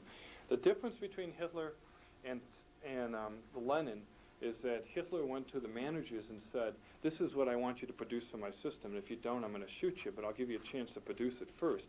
Well, Lenin went in and shot him first and then didn't get any product. So Hitler got smart. He got product out of his managers. He kept nominal private ownership, but it was all run by the state. Hitler is famous for creating the collectivist spectacles, the Nuremberg spectacles, the Berlin spectacles, and so on, which then Stalin picks up. Lenin didn't do any of this. Lenin was really sort of drab. He wasn't into the big drama. Hitler's an artist, or was. He was thrown out of the Vienna Art School, and surrounded himself by artists and all these architects and painters and movie makers and so on. So he's the one that develops these massive spectacles and mass movements, and Stalin would do them, and then Mao, of course, will have 1 million people all marching, singing Mao, Mao, Mao, all this stuff. That's a Hitler invention. The next one's a little stronger statement on him, is Hitler's racial socialism is based on state control of production of goods and of people, scientific central planning of human populations. Hitler went a step further than even Marx did on really talking about not only controlling management, but controlling human populations and the production of people. His views on Czechs and Poles, I say, are similar to Marx's views. Hitler's plan was to have the Czechs and Poles become sort of serfs, agricultural serfs, and Marx saw them as underdeveloped people too. His views on Jews, I think, are very consistent. Marx also calls for the eradication of the Jewish people because of their capitalist essentials. And of course, as we know, with Hitler, millions die with the Holocaust, the war, and others in the camps. He ties the Jewish community that were wiped out by him. Quite a costly campaign for socialism. And final point is that... Yeah. Did his hate for the Jews have anything to do with hate of capitalism? Yes. And did he identify them as capitalists? Yes, the bankers, the bourgeois, the Jewish bankers that are controlling the system and running it and all this stuff. It was all tied together, yeah, very much so. And the Jews were very much involved in banking in Germany, partly because they weren't allowed traditionally to have property rights, and so they didn't have agricultural interests, and they got into finance and into trade, and there was very much an attack on that. Yeah, very strong. So Hitler set him up? I don't know that. I don't know how much he did. That would be interesting to see. He certainly was along the same period. But he does go into an alliance, in the late 30s with Stalin, and they have a great pact together. My mother was a German major in the States in the late 30s, and in her books from the University of Illinois, she has little hammers and sickles and swastikas and stuff, because this is the in thing. All the students in America were in the Hitler and Stalin is the wave of the future. People were working. Theater was great. The Berlin Olympics in '36. I mean, it was just now that Stalin and Hitler had sat down together, things were going to be wonderful. So that was marriage of convenience. Yeah, but at the time, the young students in the States, my mother tells me, thought it was just wonderful. It was very short-lived, like for a year or so, and then, of course... Was Stalin too far? Pardon me? Was Stalin too far? Yeah, I think he was. I think Stalin was fooled by it. I also think Stalin didn't realize that Hitler had the power he did. And when Hitler attacked, it really knocked Stalin to pieces. He didn't expect it. Now, I presume that Marxists would not consider it to be No. a Marxist tradition. No, they wouldn't. But what do they use? What do they call Hitler in East Germany? A fascist. They don't call him a National Socialist. You talk about the fascist British, American, German war. That's what they'll talk about. The plaque on the Opera House on Unter den Linden in East Berlin talks about how the people of the Soviet Union built this building after the fascist American Anglo-Germans blew it up. And their whole view is that it was the Germans, it was a fascist war between and that's what they call it. So they never used the word National Socialism spelled out. Because as I remember it during the war, it was fascism had racial connotations, and communism was the opposite. Yeah, that supposedly the communism was non-racial, but we get into that forced learning of Russian language and things like that in the Soviet Union, and the problems of the Jews in the Soviet Union. It's not what you would call non-racial society, racist society. What's interesting? Marxists accept that the Soviet Union is Marxist. Some do and some don't. Depends on who you talk to. Yeah. It's very interesting. When I lived in West Berlin for a few months, and you talk to West German Marxists who would say they were all in favor of Marxism, and I'd say, well, why don't you just move to East Berlin? Well, not quite that type of Marxism, you know. So you get into this, what is Marxism and what isn't. But these nations claim themselves to be the heirs of Marx. And, you know, they have the statues and the parades and everything. So you'll get into that. What's interesting is if you look at East Germany as a country, it's a continuation of Nazi Germany and East Germany. East Germany has been under National Socialist rule since 1933. It's been a continuation of the same system. And some little indications of that is the uniforms are the same. The train is still called the Reichsbahn. They never even changed the names. It's still the Reich, the Empire. They still do the Goose Step in East Berlin on Unter den Linden. When they do the changing of the guards, it's the old Nazi Goose Step, very popular. It's very much the same institutional structure that was put in by Hitler. Those people have never left that. So when we think of them living under communism since the war, no, they've lived under National Socialism since 1933, East Germany, the same system. I just slipped a quote in here from Mises, Ludwig von Mises, who's a major critic of socialism, on this whole area. I want to bring this in because it brings in a little bit of intellectual support to this stuff. He says it is remarkable that the educated strata are more gullible than the less educated. The most enthusiastic supporters of Marxism, Nazism, and fascism were the intellectuals, not the bores. The intellectuals were never keen enough to see the manifest contradictions of their creeds. It did not in the least impair the popularity of fascism that Mussolini in the same speech praised the Italians as the representatives of the oldest Western civilization and as the youngest among civilized nations. No German nationalist, no German nationalist minded it when dark-haired Hitler, corpulent Goering, and lame Goebbels were praised as the shining representatives of the tall, slim, fair-haired, heroic Aryan master race. It is not amazing that many millions of non-Russians are firmly convinced that the Soviet regime is democratic, even more democratic than America. The absence of criticism makes it possible to tell people that they will be free men in a system of all-round regimentation. People imagine a regime in which all the means are owned by the state and the government is sole employer as a realm of freedom. They never take into account the possibility that the almighty government of their utopia could aim at ends which they themselves entirely disapprove. They always tacitly assume that the dictator will do exactly what they themselves want him to do. And that's true with a lot of intellectuals. They say, well, I don't like the Soviet Union, but you know, if I was in charge, things would be a little different. We'd fix it up. Okay. Two more to go here. Have you ever read the USSR Constitution? Mm-hmm. It's quite interesting. Yeah. Well, it sounds great. That's the key that the intellectuals give you the attitude of intellectuals. Well, you'll read these. The constitutions, a lot of these countries are quite interesting to look at, but that's not how the things really work.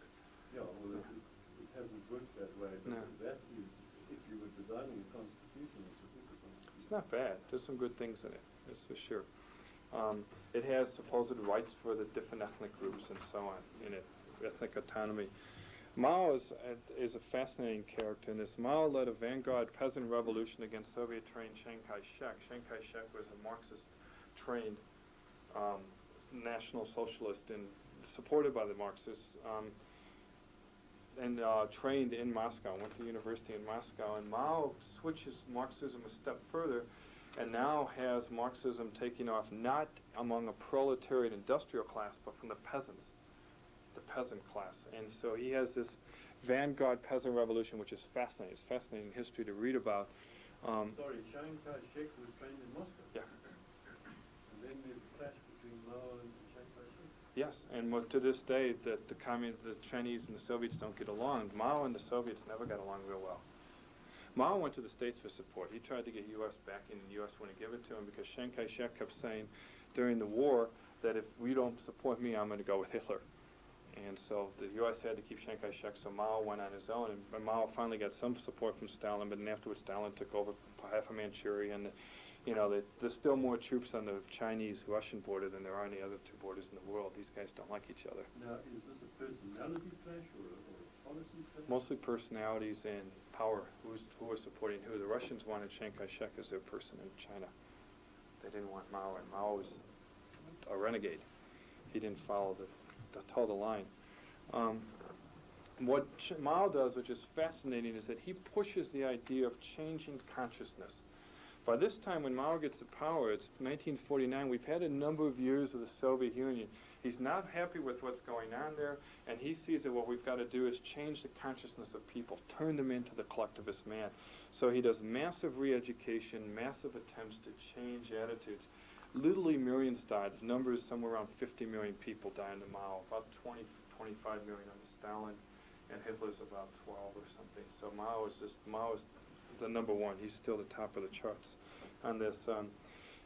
His first killings are, of course, during the Civil War in the country, and that there's an internal war and the deaths going on there, and then the early executions of the bourgeoisie. When he gets to power, they off the shopkeepers. People that were shopkeepers in small villages would be brought onto the villages and hung, just killed. All these people were flat out killed. Then he follows the central planning model in the 50s and sets up a type of central planning based on Stalin's system. But China's massive. China's just huge, and it just totally is a mess. There's massive starvation in the 50s because of that. He does something that near the end of the 50s called the Let 100 Flowers Bloom campaign, where he says, let's talk about what we're doing wrong. So all these people get out and they put the posters on the wall, and they all talk about what they're doing wrong. And then his police take down the names of all the critics, and then he kills all his critics. All the people who talk, boom, they're gone. And that was the start of the Cultural Revolution. And this Cultural Revolution, he turned the country over to the teenagers. He said, it's yours. The Red Army of all the kids, and the kids would go in and wipe out their parents, wipe out the factories, and in the 60s, the country was just literally leveled. This was going on all the way until the early 70s when Nixon sent, was it Kissinger, whoever went over in the ping pong games and all that, that went in. The Cultural Revolution was still going on. I've taught probably now about 24 students in the People's Republic, and it's fascinating to talk about that period. They've lost a whole generation. People, their students now, undergraduate students are usually about 45 years old because they've spent that time period out in the fields. And really a mess. He has a very strong theory of political violence. One quote here that's quite good. Every communist must grasp the truth. Political power grows out of the barrel of a gun. Having guns, we create party organizations. We can also create cadres, create schools, create culture, create mass movements. All things grow out of the barrel of a gun. So it's a system based on terror and not a system based on law. Today, with China changing, one of the areas, for example, they have a problem is they don't have any lawyers. They don't have any legal structure. If they're going to move towards markets, they have no market system. They have no legal system at all, and they have great shortage of lawyers and managers and so on. A lot of students now studying this in the States because they've lost a lot of time with Mao's experiments in changing human consciousness. Is that the change in human consciousness, the battle of the gun? Yeah, you would do what you're told or you're dead, and you'd have to come into new ways of being. You'd have to talk about the collective, never the individual. You can never say things for yourself. Examples that are still going on today is you're not allowed to have more than one child, and they have mandatory abortions. Women have to report their periods every month to the state and tell them this is still required today. My Chinese students I've taught talk about how difficult that is because they have an old culture that the children support the parents in their old age. The government has no social security except for government employees. So the masses have no retirement programs and they're not allowed to raise children to support them in their old age. And so there's a real serious problem now. China's very old too, interesting in age. The average age of an American is 30. The average age of a Chinese and Chinaman is 31. They're old and they're very old for an underdeveloped country. Most underdeveloped countries are all teenagers because they've stopped baby production, and there's a big retirement problem coming up in China in about 40 years because of this. But their idea was to change the way people thought entirely. They went into the theater and changed the schooling. It's quite incredible. The baby experiment is the last one. Mao's little tiny experiment is Pol Pot. Pol Pot is Kampuchea, Pol Pot is still strongly supported by Communist China. He's now out. Vietnam is supported by the Soviet Union. Pol Pot was such a disaster that the Vietnamese had to come in and liberate the country. As I say, the killing fields of Kampuchea, quarter of the nation executed, Marxism gone totally insane. If you see the movie The Killing Fields, it says the story better than I could ever. This comes from Paul Jensen. Read this. On the 17th of April, over 3 million people were living in Phnom Penh. They were literally pushed into the surrounding countryside. The first killings came at 8:45 a.m. 15 minutes later, troops began to clear the military hospital, driving doctors, nurses, sick and dying into the streets. An hour later, they opened up fire on anyone seen in the streets to start a panic out of the city. Every hospital in the city was emptied. All papers and records in the city were destroyed. All books were thrown into the Mekong River or burned on the banks. The paper money in the bank commerce was incinerated. By evening, the water supply was cut off. You destroy the institutions of capitalism. That's what you've got to do. Get rid of money, get rid of books, get rid of records, and then the people's system will come in. On the 23rd of April, troops began emptying the other cities. Following the pattern of Stalin in Poland, there were massacres of officers.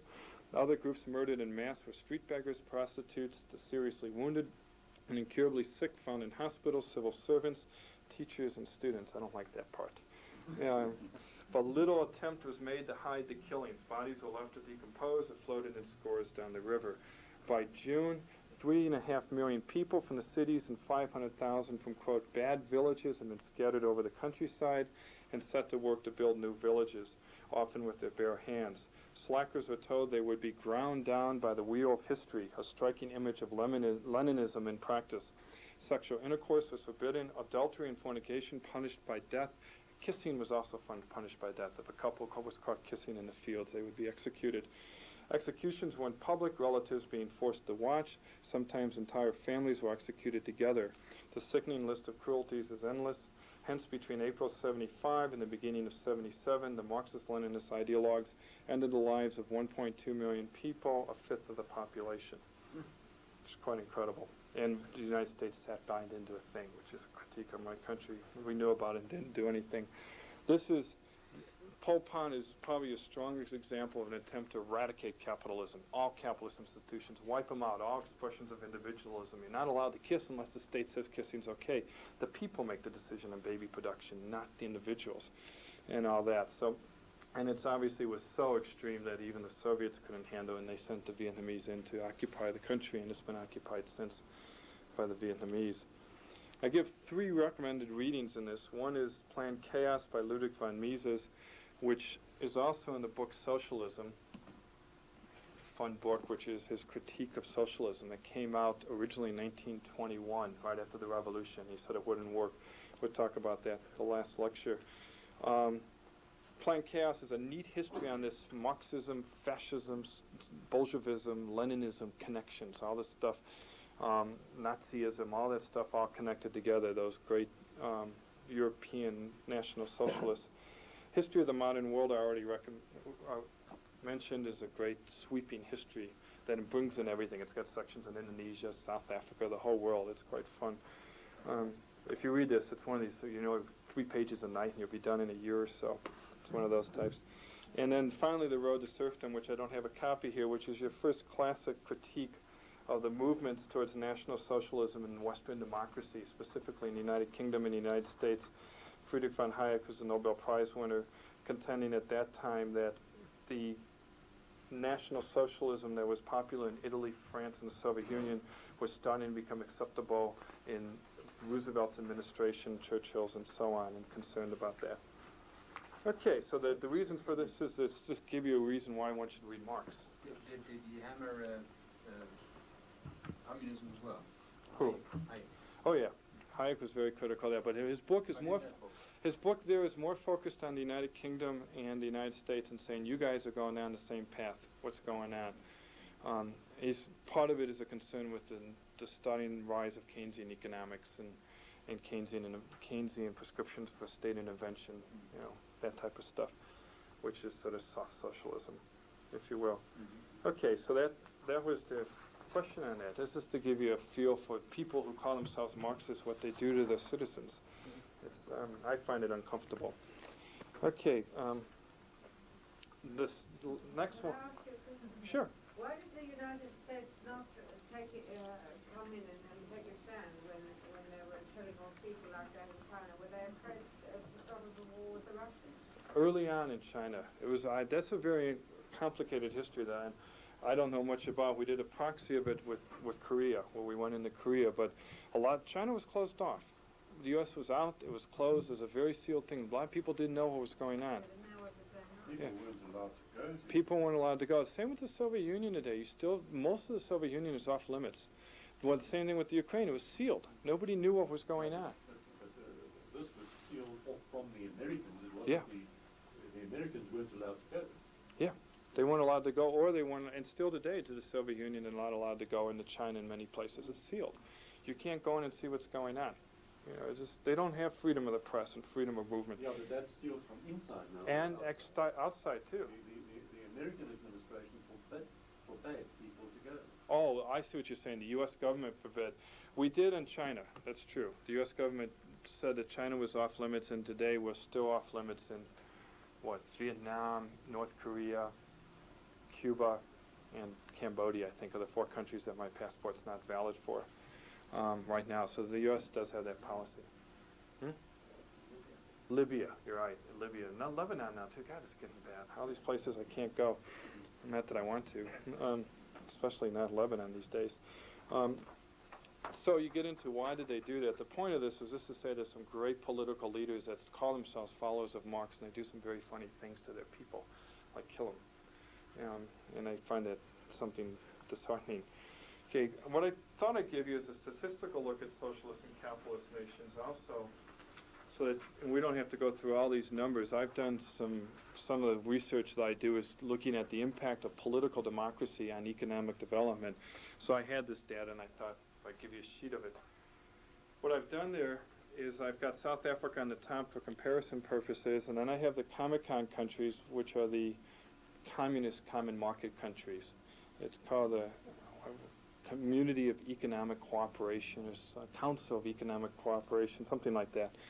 And then I took the Organization of African Unity, the countries that are ranked according to this outfit called the Freedom House, which I'll come back to, and took the socialist countries in those and put those in so that you could look at fellow neighboring African socialist countries. And then I took OECD, the Organization for Economic Cooperation and Development, which is basically capitalist. Turkey's not the hottest capitalist country in the world. Portugal's not all that great always, but basically, and that gives you a listing of those countries. The political rights and civil liberties, those 2 columns stand for political rights and civil liberties, are rankings that the Freedom House does on countries in the world. They're not perfect, they're far from perfect, but they're a number to take a look at. They do a 1 to 7 scale, where 1 is the most free and 7 is the least free. And what these are 12-year averages. I've got their levels of political rights and civil liberties averaged for 12 years up to the last year. So it gives you sort of an overtime period. An example of that would be if you look at Spain, number 4 in the last group, the one that's a little blurry, it shows those at 3.1 and 3.5. Well, Spain was under a dictatorship earlier on in those 12 years, and now it's freer. So Spain is the worst of the capitalist countries when it comes to political freedom. If you look at if you were to look at Africa as a whole, according to the Freedom House ranking, South Africa is about the middle. And now the Freedom House, where they're not perfect, they've been dumping on the country the last couple of years because it's sort of in vogue in the States to dump on South Africa, so they're into that too.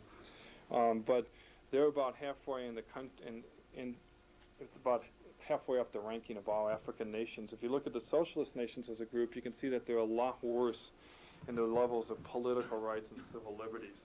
And of course, the communist nations, the members of Comecon are all much worse too in their level of political rights and civil liberties. Worse in South Africa, and of course a lot worse in the capitalist nations. So one indication that you have is that the communist and socialist nations tend to be unfree, politically unfree. One thing you lose in those nations is individual liberties, political rights, civil liberties. Maybe I should just take 1 second and read how they do their ranking, if I can. They do it on I should have looked this up. They have a rank 1 through 3, 4, 5, 6, 7, and like I said, it's. I find it interesting. There's a German lady I've just been speaking to whose son has gone to work in America, and he can't take more than I think of weeks to leave because of the situation there. People don't take leave; they're scared of losing their job. Where was that? That? Surely comes in. She says he can't take leave. He's taking leave, but most people don't take leave because they're scared of losing their job. And this is in what country? In the States. It's Silicon Valley. Well, yeah, I could see that. He's scared of losing his job, but that's, he's not. That's also aspect. They wouldn't talk about that here. What they will talk about is the right, freedom of press, freedom of expression, freedom of voting. That's what they're talking about. Democracy, does government turn over in elections, and so on. They're less on economic freedom. This is basically a political civil rights issue, is what this ranking is. It's very hard to do. He says, as one moves from this open situation from ratings of 1 to ratings of 7, a steady decline in freedom to publish is noticed. The tendency increases for people to be punished for criticizing the government, or papers to be closed, or censorship to be imposed, or for the newspapers and journals to be directly owned and supervised by the government. That's one example, talking about the press. It's a very detailed ranking that he does. This man does, Gasto, and it's not perfect, but it's interesting.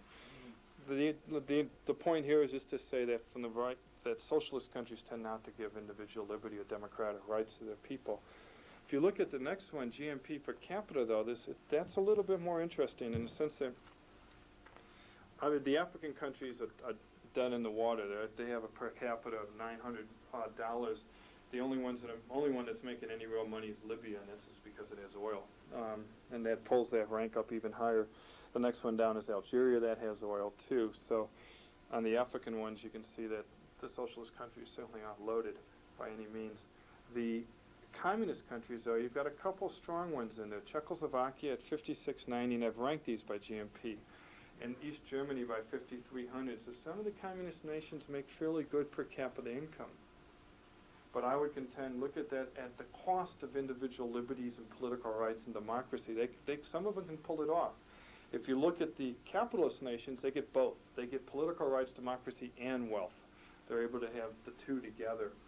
And if you look at the richest, and this is Switzerland, 16,340 per capita, it just washes out anything that East Germany does, or Czechoslovakia does. And then after that, right below that, the U.S. at 14,000, and so on. Okay. But you can get output in a socialist system. It can produce. What the distribution is another question, but it is a system that is based on the corporate structure today that can get something produced. Obviously, you see Vietnam's bad, Mongolia's bad. Mongolia, by the way, is the second oldest communist country. It was the second revolution after Russia. And there's the poorest of the group. And then the next ones I put in life expectancy, literacy rates, and infant survival rates. You can just take a look at for your own interest.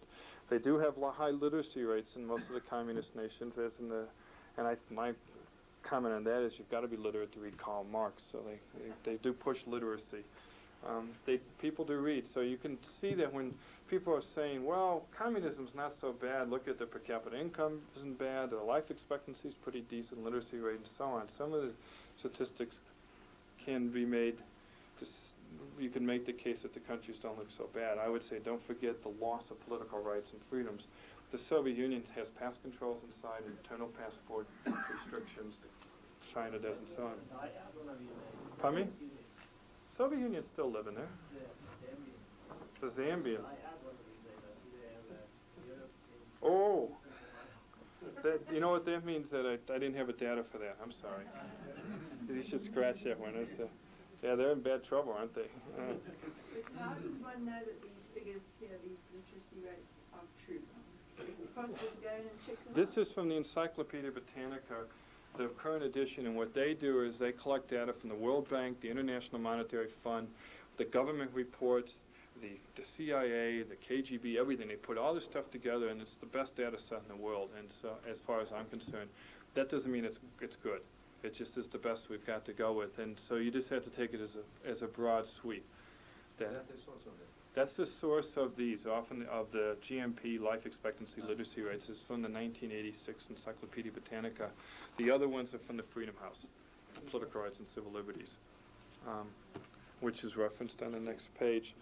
Okay, so that just, I didn't put China in here because they weren't part of Comecon. China's very low on per capita income and very low on political rights and civil liberties also. I was interested to find out what life expectancy would be in China. I think it's in the 60s, if I'm not mistaken. I don't have the data with me. I should have brought I got 164 countries. I got this whole thing punched on my Lotus 1, 2, 3.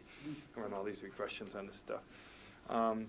But China's, I think, they're living to be in the 60s now, if I'm not mistaken, somewhere in there. But their per capita income's really low, but they're not part of the communist common market. They're a separate country from that. So maybe I should have put them in as a separate group, but I didn't. Sorry. The delivery rate would be higher. No, or is it coming up? It's coming up, but it's not as high as it is in these other countries. It's about 60%. Yeah.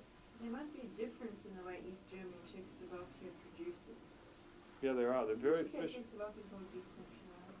Czechoslovakia is now, no, Yugoslavia is more decentralized. Yugoslavia is a whole other story. I didn't put them in here either. Yugoslavia is quite an interesting autonomous country where they've got these little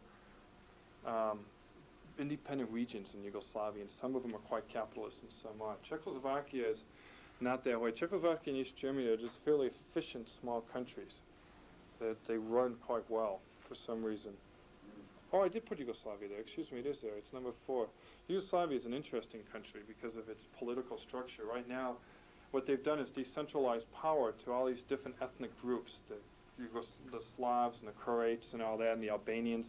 And right now, nobody knows who's in charge of the country, so the military is sort of making some moves to try and get everything put back together again, because they've totally decentralized power. It's quite interesting. There's some interesting comments I picked up on the radio the other night that I can't remember. Yeah, right now there's some movements going on. Well, the last section I'll give you is this.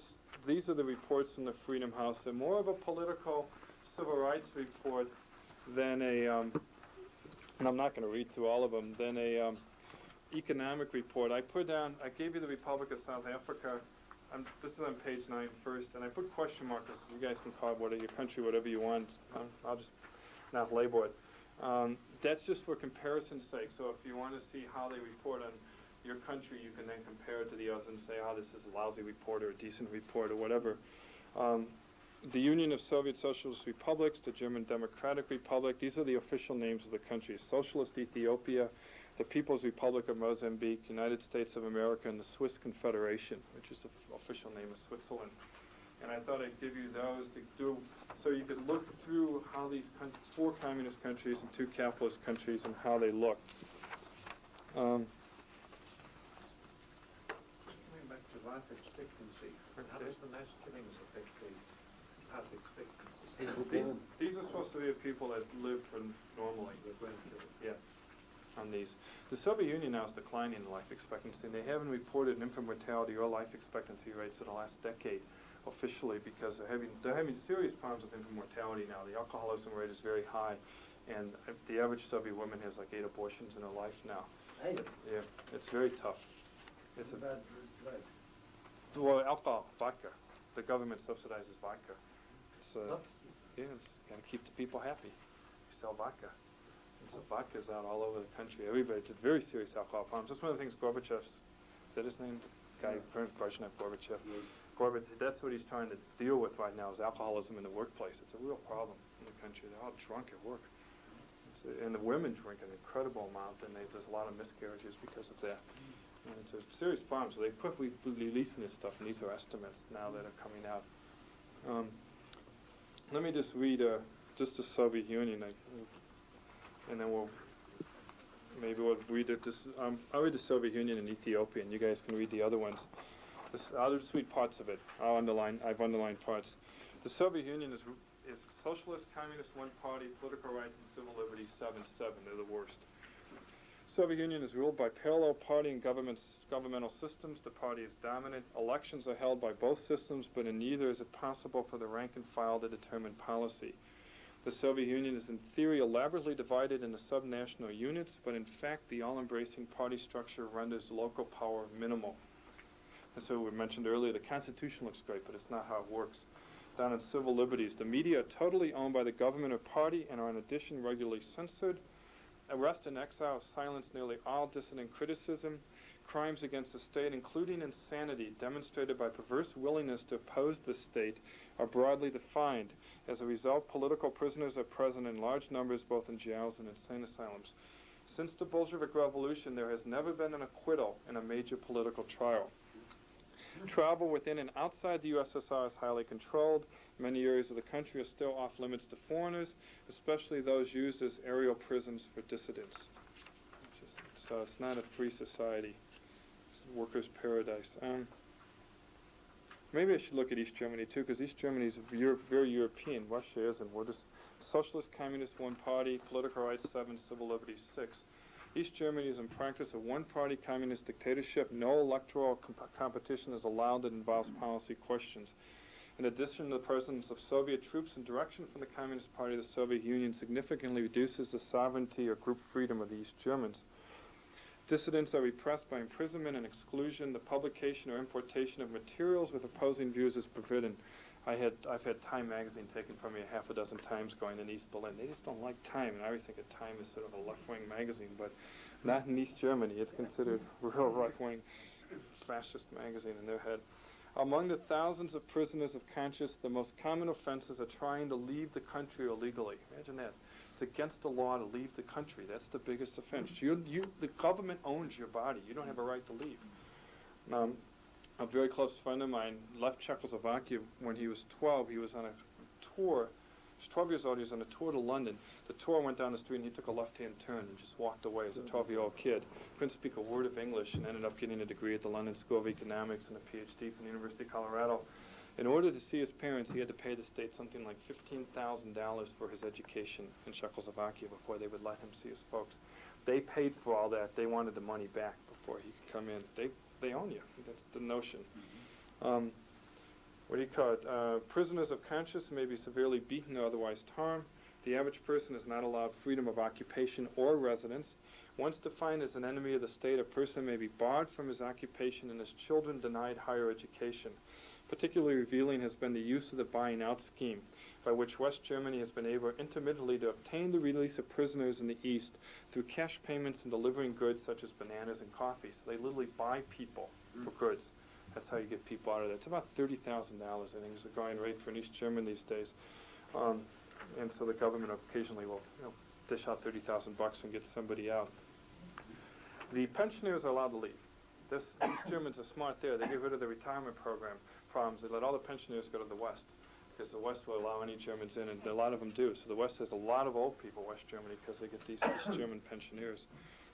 Ethiopia, non-inclusive, socialist, communist, one-party, military-dominated, political rights 7, civil liberties 7. Ethiopia is ruled by a military committee that has successfully slaughtered the leaders of the ancien regime and made it many of its own leaders. A spectrum of mass organizations has been established on the model of a one-party socialist state. In late 1984, a National Communist Workers' Party was established. On the civil liberties, the media are controlled, serving the mobilization needs of the government. Political imprisonment, forced confession, execution, disappearance, and torture are common. There are no rights to assembly. Many thousands have been killed, aside from those that died in civil war. Education is totally controlled. What freedom there was under the Ethiopian monarchy has been largely lost. Choice of residence and workplace is often made by the government. There have been reports of forced transport to state farms and of the forced movement of ethnic groups. Religious groups have been persecuted and religious freedom is limited. The economy is under increasing government control through nationalization, state-sponsored peasant cooperatives, and the regulation of business licenses. Starvation has been a recurrent theme. Starvation is also used as a tool in the struggle against dissident peoples. Pick that up from the Stalin in the Ukraine. And I'll finish with this to Mozambique, and you guys can read about the U.S. and Switzerland. Can I ask a question about feeding these people?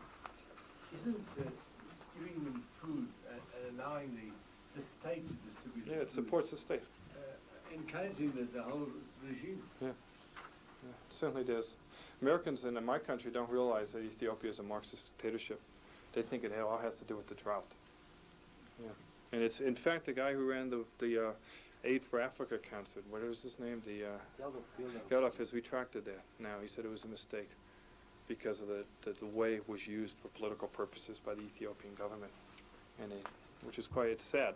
It's very sad what's happening in that country. And I've just given you a few here. Let me just read Mozambique real quick and we'll finish the punch here. Mozambique is a non-socialist, socialist one-party, political rights 6, civil liberties 7. Mozambique is a one-party communist dictatorship in which all power resides in the, quote, Vanguard party, end quote. Southerners and non-Africans dominate the government. This I find interesting, is that now you've got these Russians and East Germans dominating these African countries like Mozambique and Angola. Much of the country is under guerrilla control. All media are rigidly controlled. Rights of assembly and foreign travel do not exist. Secret police are powerful. Thousands are in re-education camps and executions occur. Police brutality is common. Unions are prohibited. Villages are being forced into communes, leading to revolts in some area. That's a little report on Mozambique. And then the last two you can read just as a comparison of what a capitalist system will look like versus a communist system, a democratic system. Okay, question? What is the source of these reports? This is from the Freedom House. It's on That's also the Freedom. all these are from the Freedom House, and they do it. This is an annual report, and they're quite dramatic, but they give you a little idea of what these countries look like in the world. You know. With the political bias of this organization, it was founded by Eleanor Roosevelt, and it used to be sort of more left-wing liberal, and I think it's a little more conservative liberal now, whatever you'd call, a little more anti-communist in its position. But they attempt to do a report on all these countries. Every year they come out with a review. And I gave you South Africa so you can see if you don't like their bias in that, then you can say, take it for what it's worth. Good idea. Measure from. Yeah, just to measure from it, just so that you can see. It's just an idea. Yeah. I've got a little bit of a problem with this comparison of Mozambique as being as free as Malawi. My sort of feeling of Malawi is that it's a much freer country. Yes, I read that too, and because Malawi, I also think South Africans can go to Malawi and they don't go to Mozambique. And you can look at his report on Malawi, and he shows Malawi as a one-party dictatorship that tends to support capitalist institutions, so it's free economically but not politically. And so this is more of a political analysis. I would have called Malawi a one-party benevolent dictatorship. Right, but he's trying to make the case. They're focusing on this more on the politics. And make that clear. It's not an economic system per se, but I'm pulling out communist systems and looking at their lack of political liberty. And he'll also say that some economic capitalist systems lack political liberty too. I've done the regressions on it, and there is a pretty strong correlation between democracy and capitalism.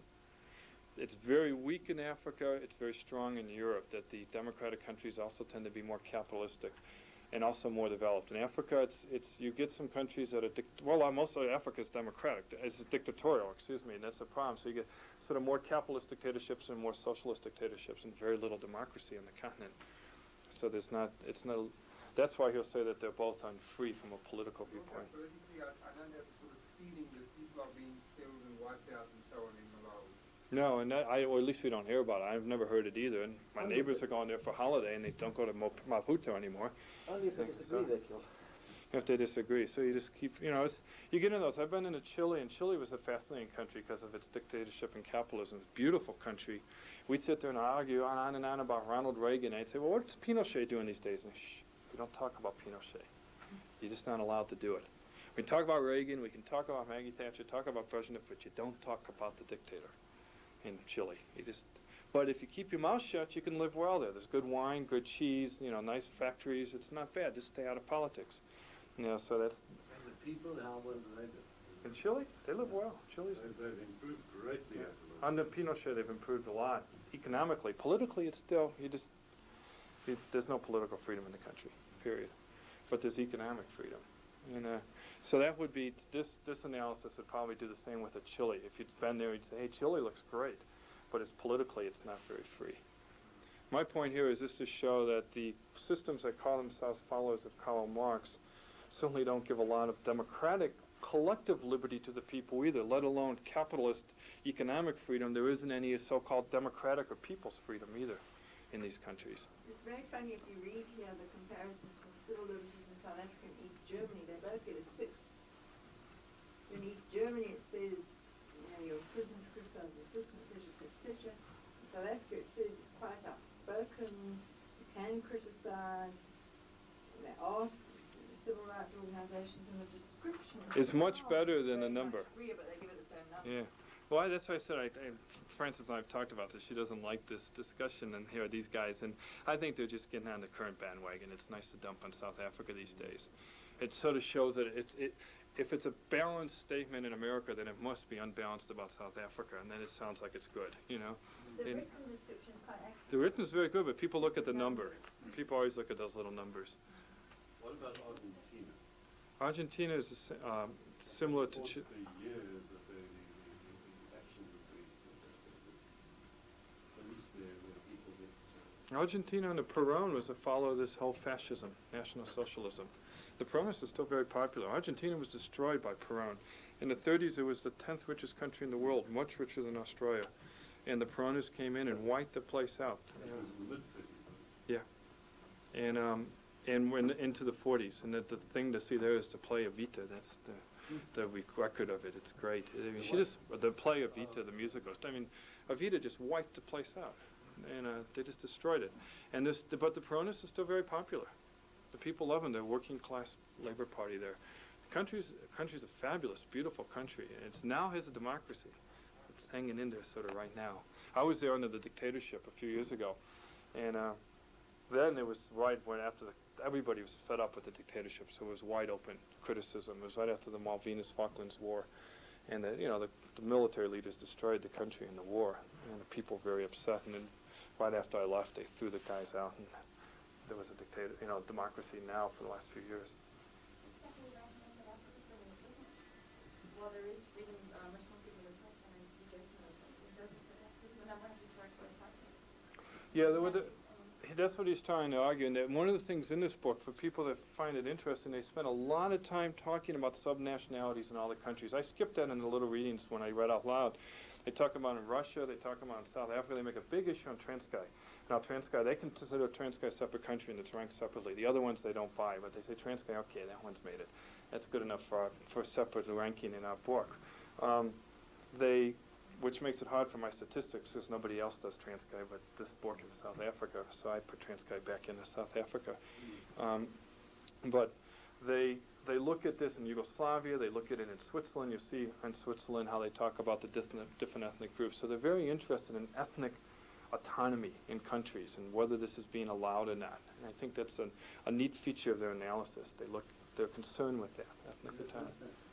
Yeah, it's a plus factor. Even in South Africa, I mean, they hear what they do is people dump, they're looking at it. They don't necessarily like enforced autonomy, but whether or not there's like in Switzerland, you have ethnic autonomy that's worked out not through a forced, it isn't a top-down separation. It's something that's worked out over the years. And so they find Switzerland very good, where they find that the top-down forced separation of South Africa is less desirable. But then they're also noticing in the Soviet Union that there's no autonomy. These people have no individual ethnic rights. And so it's an interesting analysis. They do look at that. But he has dropped his ranking in South Africa in the last few years. You see that the 12-year average is 4.5. Now they're down to 6. And I don't think South Africa is dropping, but this guy says it, so what are you going to do? Okay, that was an idea of what can happen if you elect a Marxist dictator in the country, I guess. And next week we're going to talk about Marxist philosophy. We're going to go back to his basic underpinnings, his viewpoints, if we can, and I'll try and keep it as short as I possibly can do it, and do some quotes and so on. Stick right with old Karl baby himself. Okay? Thanks. Friday a week. That's next Wednesday. Next Wednesday, 1 week from today. Same time, same place, same tea and cookies. Yes, another handout. See you. Thanks very much. Thank you. Sure. From that background, so if you're confused on this material, that's understandable. It's confusing material. Starting on the first page, I've identified 3 key points in Karl Marx's philosophy: the concept of alienation, historical materialism, and the labor theory of value. Those are bolded out there. Under alienation, what I'll try and do is first explain what alienation is, and then drive home the point that alienation is connected up with commodity production or the market process. Alienation is capitalism. And then contrast that to the notion of liberty, the common notion of liberty as individual autonomy, which is what most capitalist economists would think of when they think of a market system. It produces liberty, not alienation. And then finally, as sort of a case to explain how Marx's concept of alienation gets translated into his ideas on money, or how money works in the capitalist system. And that's sort of a case. Alienation is all through his writings, but money is a key one. So I thought we'd spend a couple minutes on that. In the section on historical materialism, what I'll try and do is first start off with something called dialectics, which comes from Hegel. And it's a sort of an odd way of seeing the world that Hegel developed and Marx got onto. And then from there, talk about Marx's theory of history, which is materialism. That history is based on the material nature of society. And then from there, how this translates into his sort of view of history evolving, but at the same time that it's also evolution, there's also revolution. History develops, but there's also the need for people to sort of push it along a bit. And that's the revolution towards socialism. And then, just to sort of give it a bit of a contrast, I've got a few quotes from Ludwig von Mises that critiques Marx's concept of historical materialism, so you can see sort of a free marketeer's critique of this method of analysis, historical materialism. Then the last section, what we'll do then, we'll try and go through A and B and then take a coffee tea break and then come back and do C. The labor theory of value, this is his theory of where value comes from. It comes from labor, work, and I'll first introduce it and then talk about its origin. It's not something that Marx invented. It comes from classical capitalist economists. And then talk about how many modern Marxists reject the labor theory of value and say we don't need the labor theory of value and we can still have Marxism. And then I'll argue that no, it's a very essential part of Marxism, that what the purpose of this labor theory is. The labor theory of value is sort of getting at what the system's all about. And then I'll, from there, talk about this whole issue of, and it's big in Marx, of going from the value of a product to the price of a product. And by that time, we'll be exhausted, I think. So we can get through that. Okay. And just as sort of an advertisement, 3, 4, and 5, what's coming up next week there. If you didn't get a handout from last week, give your name to Eustace Davy and you'll make sure that you get a handout from last week's notes. Okay, questions? Oh, sure. Anybody else need one?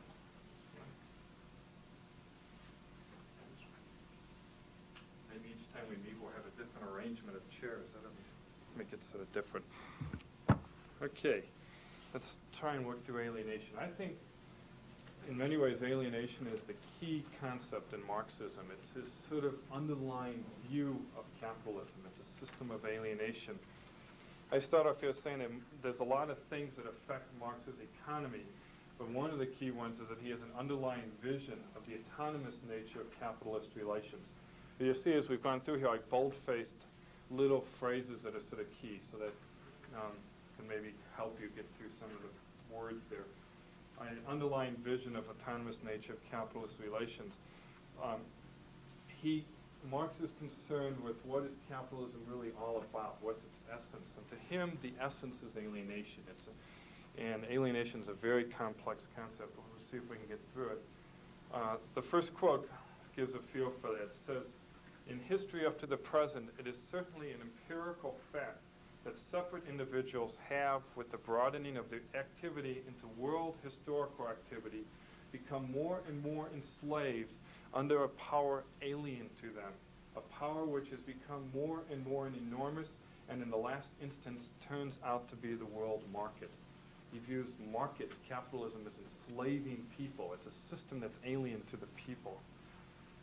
To get at this, and we'll see it here, this notion that Marx differentiates between appearance and reality, and then when we come back to his idea, his view of dialectics, this approach will be reinforced.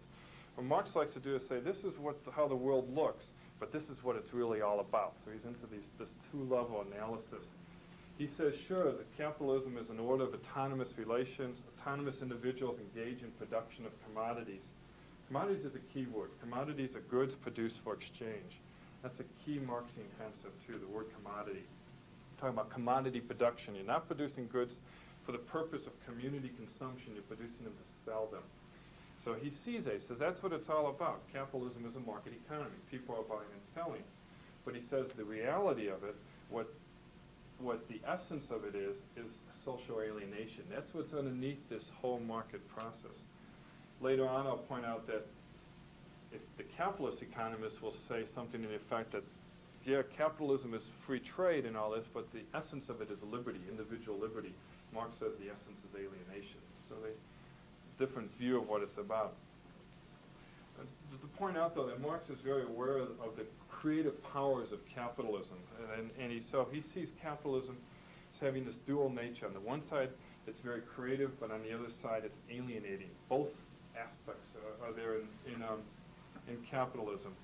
One quote from the Communist Manifesto here says, "The bourgeoisie, during its rule of scarce 100 years, that's 1848, during its rule of scarce 100 years has created more massive and more colossal productive forces than have all preceding generations together." Very aware of the power of capitalism. Let's see if we can. There's a chair here, one there. You guys have to split up. You're late for the movies. And you can all three sit on top there. Are you either way? Or here? You want to go through that? There's a chair here. Okay. But he also maintains in the same manifesto that the bourgeois mode of production is the last antagonistic form of the social process. Antagonistic, not in the sense of individual antagonism, but of an antagonism that emanates from the individual's social condition of existence. The productive forces developing within bourgeois society create also the material conditions for a solution of this antagonism. That will be the creation of a proletariat class. Antagonism is the alienation of man in a capitalist system. It's a system of tension. And I point out then that there are four dimensions of man's alienation. There's books and books and books on Marxian alienation. So you could talk to a lot of Marxists and they'd say, well, this is what it is, and this is what it is, and this is what it is. I could give you four, and that'll hopefully get you a feel for what it's about.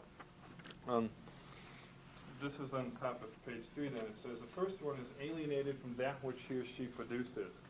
In the production process, the laborer is alienated from that which he or she produces. The producer does not produce goods for direct use. He or she produces goods as commodities for exchange. You're alienated from your product. You don't produce to consume, you produce to sell. It's not yours anymore. It's not your thing. It's not a community decision.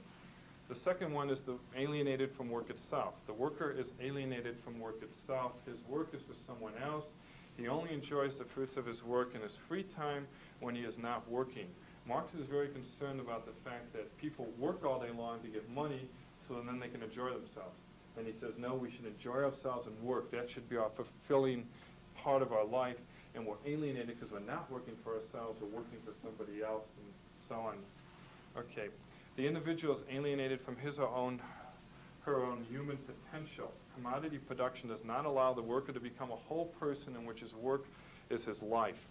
Marx wants people to become Renaissance men, if you will, that they can do everything. They can sing and poetry and give lectures and whatever, and produce equipment and buildings and so on.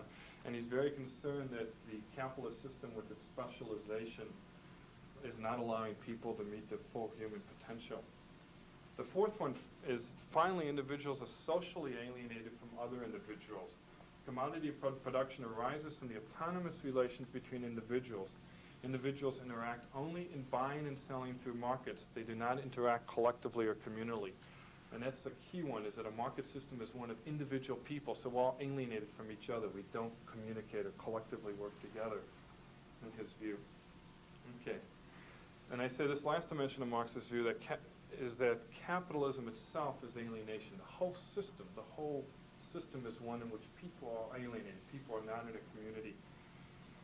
In the market economy, people do not produce to satisfy specific social demands. Individual workers produce commodities which only satisfy society indirectly through autonomous, i.e. alienated market relations.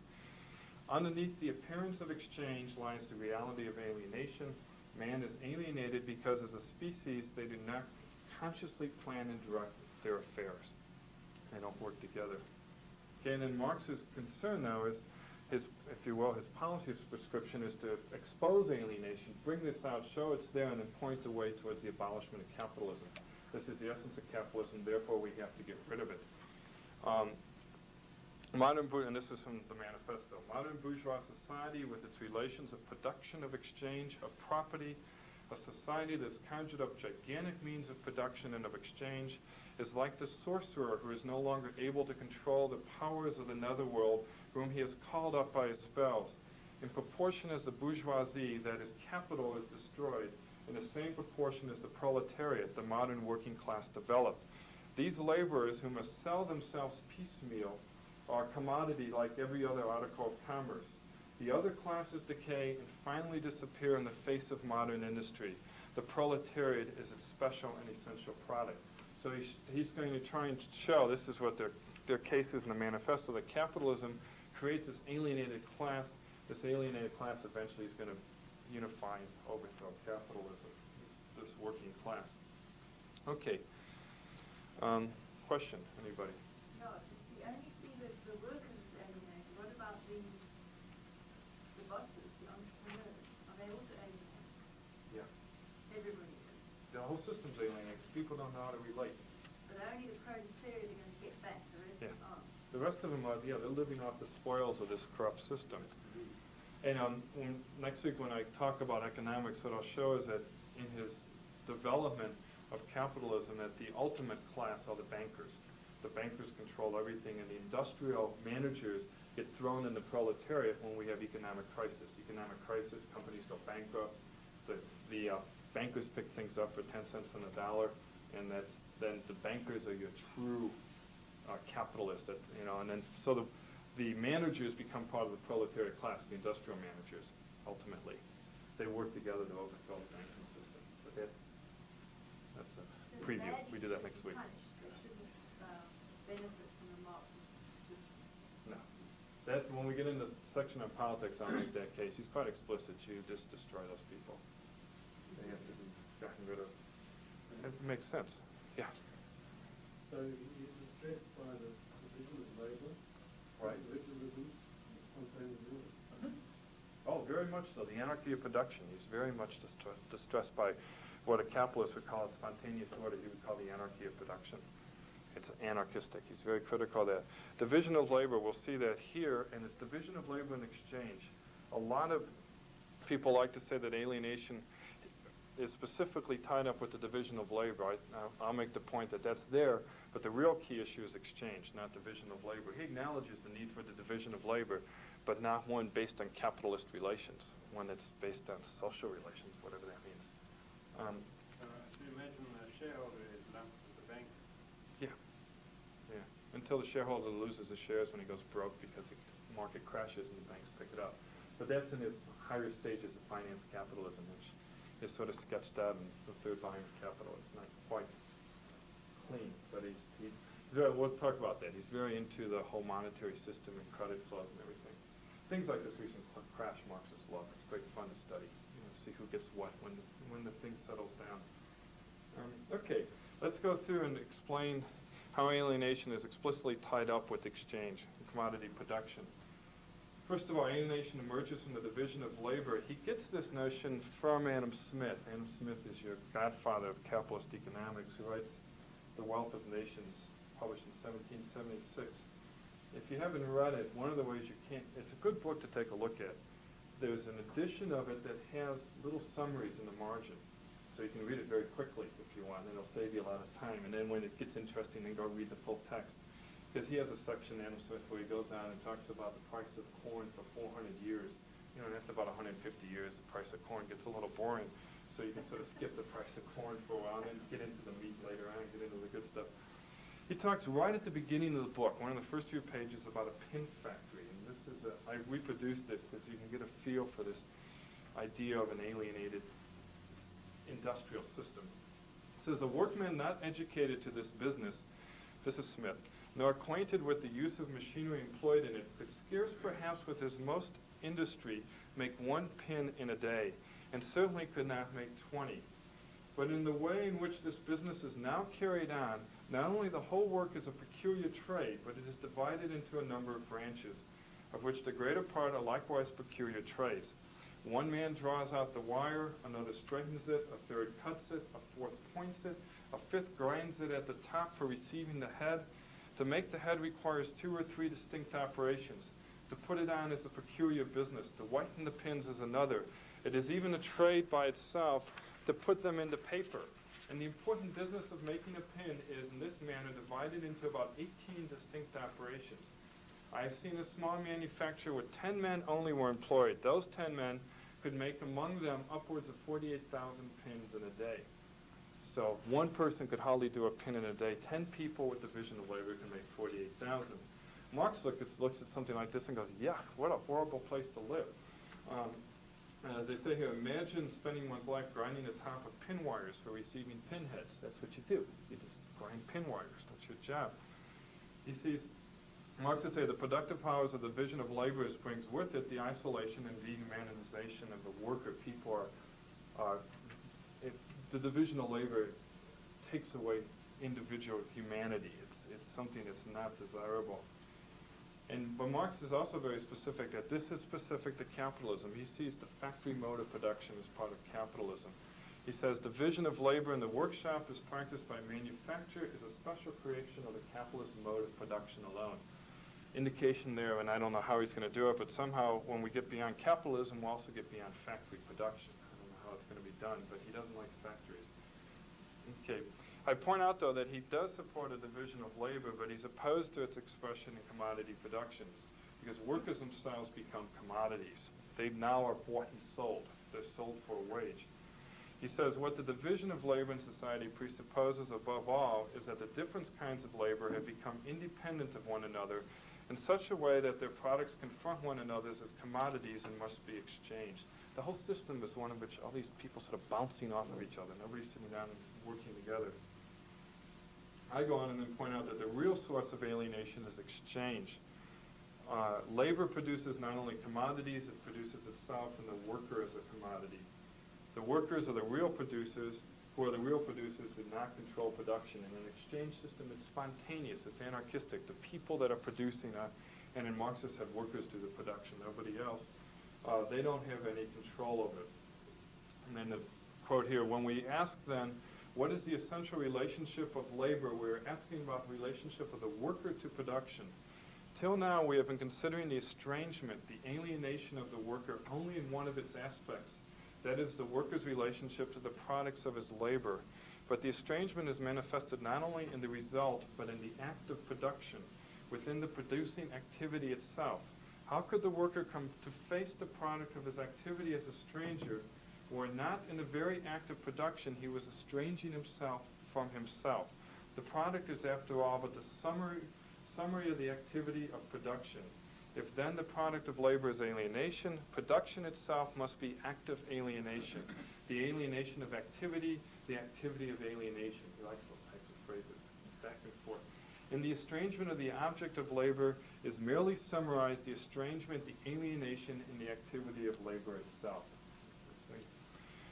The point here then with this is that for Marx, the whole essence of capitalism is somehow bad. It's undesirable. It's not something that's got any redeeming features except that it can produce product. But once we get a socialist system in, we can take those production methods and now produce them more justly or something.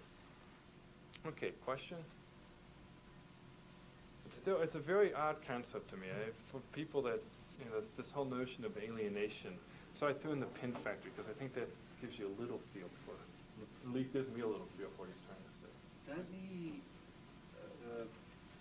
Marx or Marxists, how do they cope with the problem that whatever you produce, if it's an entire pin instead of just a part, or if it's an entire motor car, so long as it's going to be used by anyone else, in whatever system you're in that sense alienated from? No, because he would say that if it's, if we produce it for us, then it's not alienation. Okay, it's, huh? No, not for us, for us. It's not an I, it's an us. If we produce it for us. Apply the social norms on top of that. You see, they say that these things militate against the spare time of the individual. And if you come up from the working class background that I have, you may be able to understand it. But hard, I mean, my underpants, for example, it's very hard for us over here to share them. Now, I didn't produce them, and I'm not likely to produce any in my life. Now, but we might produce them as a community for us to use them as a community. Yeah, but in other words, when it comes to non-capitalist production, he then ceases to see, is this correct? He then ceases to see what everyone else sees with their eyes, an individual producing a pair of shoes. He now says, no, it's no longer an individual producing a pair of shoes, it's now society producing a pair of shoes. Right. Which is, how does a Marxist explain this self-evident absurdity?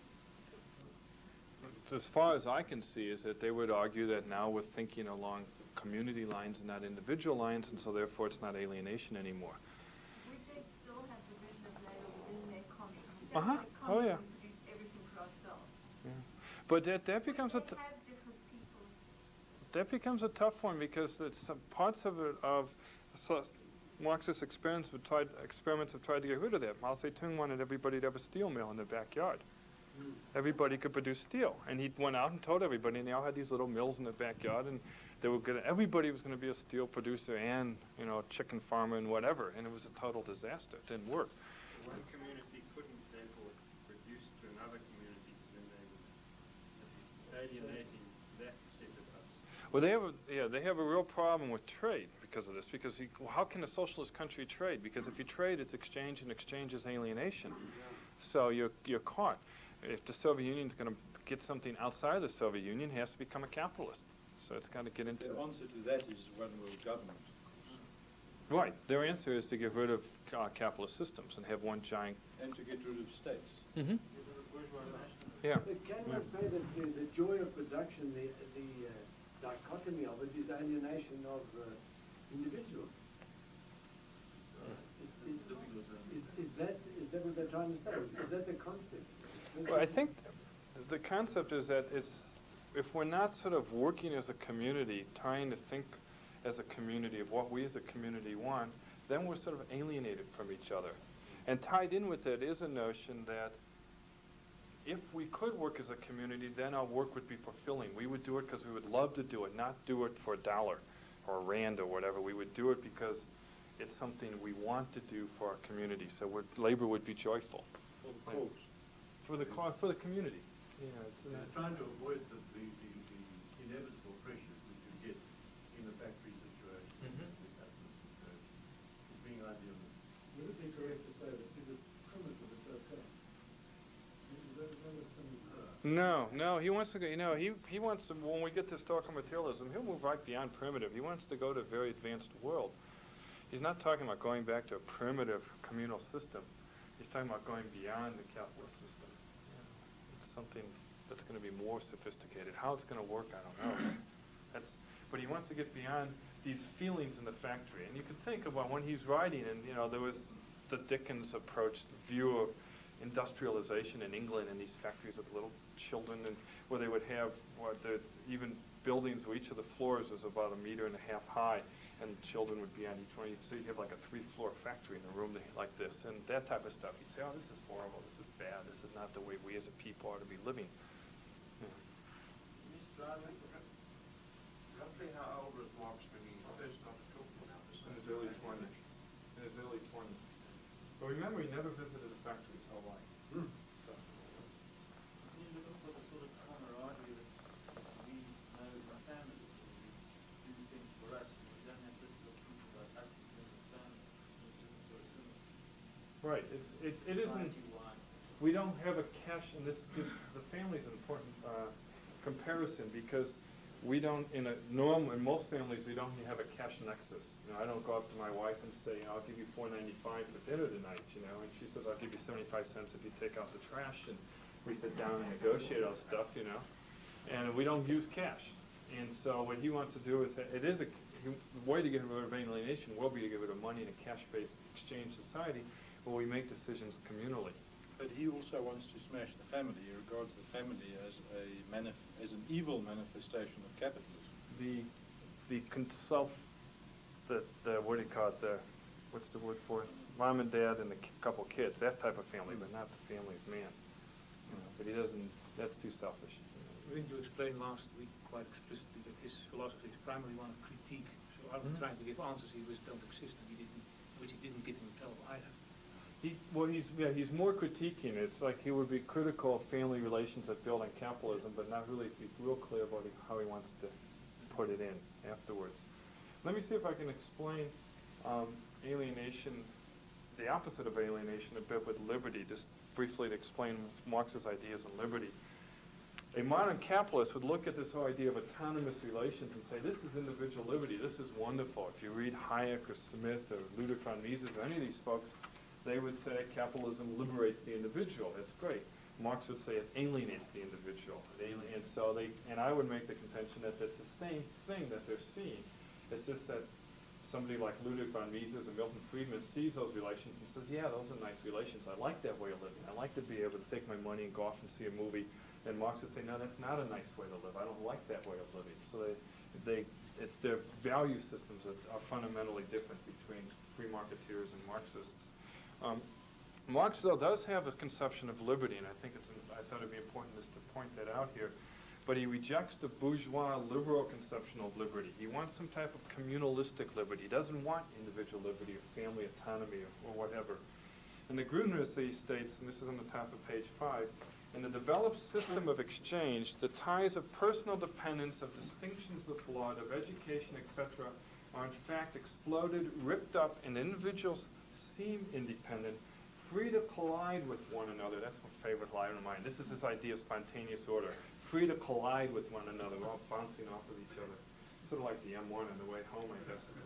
And to engage in exchange within this freedom. But they appear thus only for someone who abstracts from the conditions of existence within which these individuals enter into contract. A closer examination of these external relations, these conditions, contract would be the capital labor contract.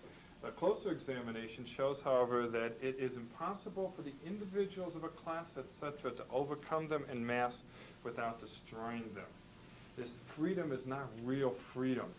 He goes on to say, this talk about free selling and buying and all the other brave words of our bourgeoisie about freedom in general have a meaning, if any, only in contrast with restricted selling and buying with the fettered traders of the Middle Ages, but have no meaning when opposed to the communist abolition of buying and selling, of the bourgeois conditions of production, and of the bourgeoisie itself. That's quite explicit. In the real community, the individuals obtain freedom in and through their associations. Freedom is a collectivist concept, not an individualistic concept. And it will only be free once we abolish buying and selling, once we abolish the factory mode of production, and once we abolish the capitalists. Then we'll be free. Okay. So it's a very different conception of freedom. So when you say that to a Marxist that they don't believe in freedom, they say, yes, we do, but it's a different meaning of freedom. And this you'll see even in problems in modern day discussions about liberty, say with the Helsinki Accords and so on, and what is meant by liberty to a Soviet politician versus, say, a British politician. They have different views of these words, different meanings are attached to them. Does he not think that there can be an association in a capitalist system? No, he doesn't appreciate it. He sees us all colliding with each other.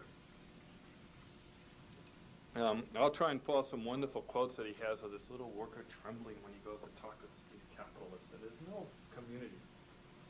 He sees associations, I should back off on that. He sees that the capitalist system is essentially one of disassociated people, alienated people. But in that, we have something called the factory mode of production. And in the factory mode of production, workers are forced to become together and work in a building. And out of this arises a proletariat class, which becomes an association of alienated labor, which are then organized to overthrow the system. So the association comes, this is very much out of Hegel and dialectics, as something underneath. It's the opposite. Alienation and association come. But capitalism itself isn't one of, it creates this association, but it's a system of alienation. Can you also say that in a sense you are alienated from yourself, and that you sort of lost any sort of sense of self? Is that part of it also? Yeah, you have no self-identity. You're not anything. You're just a person who shopped his pinheads. And you're defined as a wage commodity. All you are is something that is sold for a wage. You're not a person. Doesn't capitalism do both, create alienation and association? Well, it does, but the association that he's going to emphasize is going to be this class association to build a revolution. I don't agree with Marx in this. I would say that capitalism is a system of a lot of association, a lot of what we're doing right now is an association. We're voluntarily getting together, using a cash nexus and exchanging ideas and so on. And this is very capitalistic, this whole meeting. And it's association, and we're community here, voluntary community. But Marx wouldn't emphasize that. He'd emphasize the alienation part, that I'm selling myself for a wage. Yeah. It depends on who you're looking at. When you look at the people who are stuck in this wage labor thing, I'm stuck in the wage labor thing. Yeah, that's why I get all my money. You know. That's which layer you're in. But that's the toughie though, because I ask my students at the university, would you classify me as a worker or a capitalist? And almost all of them say I'm a capitalist. I'm not a capitalist. I'm a pure wage slave. I make all my money on wages. I sell product. I sell my little tongue babbling. What he's looking at, you now have to build, you only highest. But I'm still a worker. I'm not a capitalist. You're still a worker. But what he's looking at is the lower grinding wage. No, I think he's looking at all workers versus capitalists. He's looking at that too, but what he's directing his positive attention is the workers that just from London described to me, the everyday workers life in London. Yeah. It's working, getting up. Or the guys in the hostels and the mines. That type of guy. Same You know, type of thing. yeah. It's a grinding. But in his technical analysis, myself selling myself for a wage at Wits is no different than the guy in the hostel from the economic system. But emotionally it's different. But technically it's this. Yeah, but also it doesn't tell us what to do about it. Someone has to make pinheads. So, I mean... Oh, we'll make pinheads in the social society. Yeah, but in the social society they will just fall at night from heaven while No, we're sleeping. we'll make them. Singing and dancing and make pinheads. Something like a kibbutz. Yeah. Frank, this sentence here about freedom, I don't understand it. Which About one? bourgeoisie, about freedom, they don't have a meaning, if any, only in contrast. Strictly selling and buying. In other words- With a little X. What's he saying? Well, he's saying that free enterprise is, yes, that's freer than restricted enterprise, like the licensing boards or whatever, that there's free, he would say that, how would you say it, the taxi drivers coming from Soweto are freer than the agricultural farmers who have all these restrictions on themselves. He'd say, yeah, compared to that, the taxi drivers are freer, but not as free as they're going to be when we get rid of money and get rid of the bourgeoisie. So he's talking, this is this historical thing, he's talking about going from a feudalistic and controlled mercantilistic system to a capitalist to a socialist, and we'll hit that when we get historical materialism. And under his system, they'll be free because they're doing what they love to do. As a community, yeah, and they aren't selling themselves for a wage. It's not. Freedom, always collective freedom. Yeah, you don't have individual freedom. It's not a concept. It's not an acceptable In concept. other words, they can opt out any stage they want. No, No. you can't. You can't. You can't. Then you're not part of the collective. You can't opt out. That would be The individualistic. picture that some Marxists have offered of their society is bees in a beehive or termites in a termite heap, where you're just a sort of faceless, nameless But you're part of happy. the whole. You've got a smile on your face. Yeah, you just, well, yeah, so you're happy, sort of numb.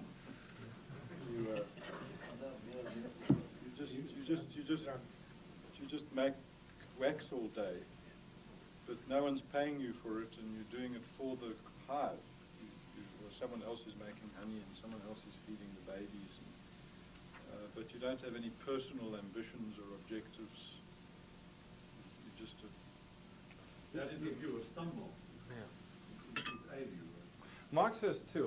When we get to his future world, it's a combination of that and this idea of the Renaissance man. He's not real clear on that. But as you pointed out, it's mostly Marx doesn't talk about this future world. He just talks about what's wrong with capitalism. Let me. Can I just say something there? This beehive that you're referring to, actually, recently I was in Portugal just before the elections, and all the communist posters, they didn't use the hammer and sickle anymore, they used the beehive symbol. Oh, that's That was interesting. the Communist Party. The beehive is a favorite amongst communists. That's the new symbol.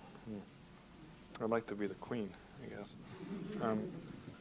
Okay, let me give a couple more minutes on alienation with respect to money, just as a case. I make a note right at the beginning of this section 5 that Marx never alters his views about alienation. Alienation is big early on in his writings.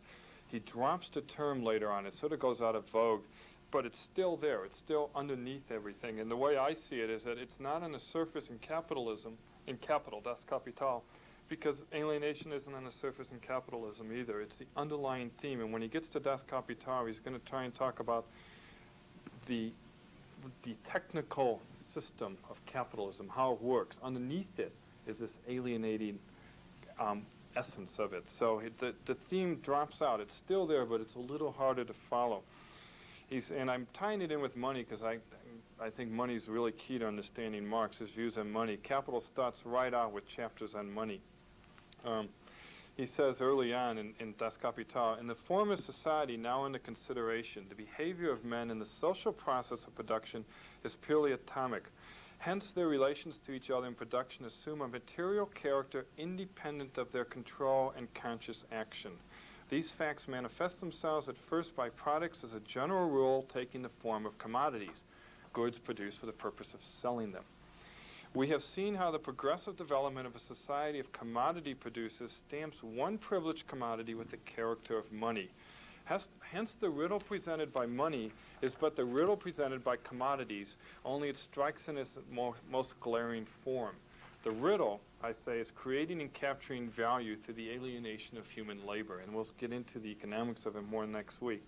But I note that whenever Marx brings up alienation, he focuses on commodities, exchange, and money. These are the vehicles of alienation, if you will, the means of alienation. And I've got a couple quotes I think are worth going through to give you a feel of how he thinks about money. He doesn't like money. It's got to go. This is from very early on, in his early 20s on the Jewish question. He writes, "Money debases all the gods of man and turns them into commodities. Money is the alienated essence of man's work and being. This alien essence dominates him, and he adores it." It's a strong line.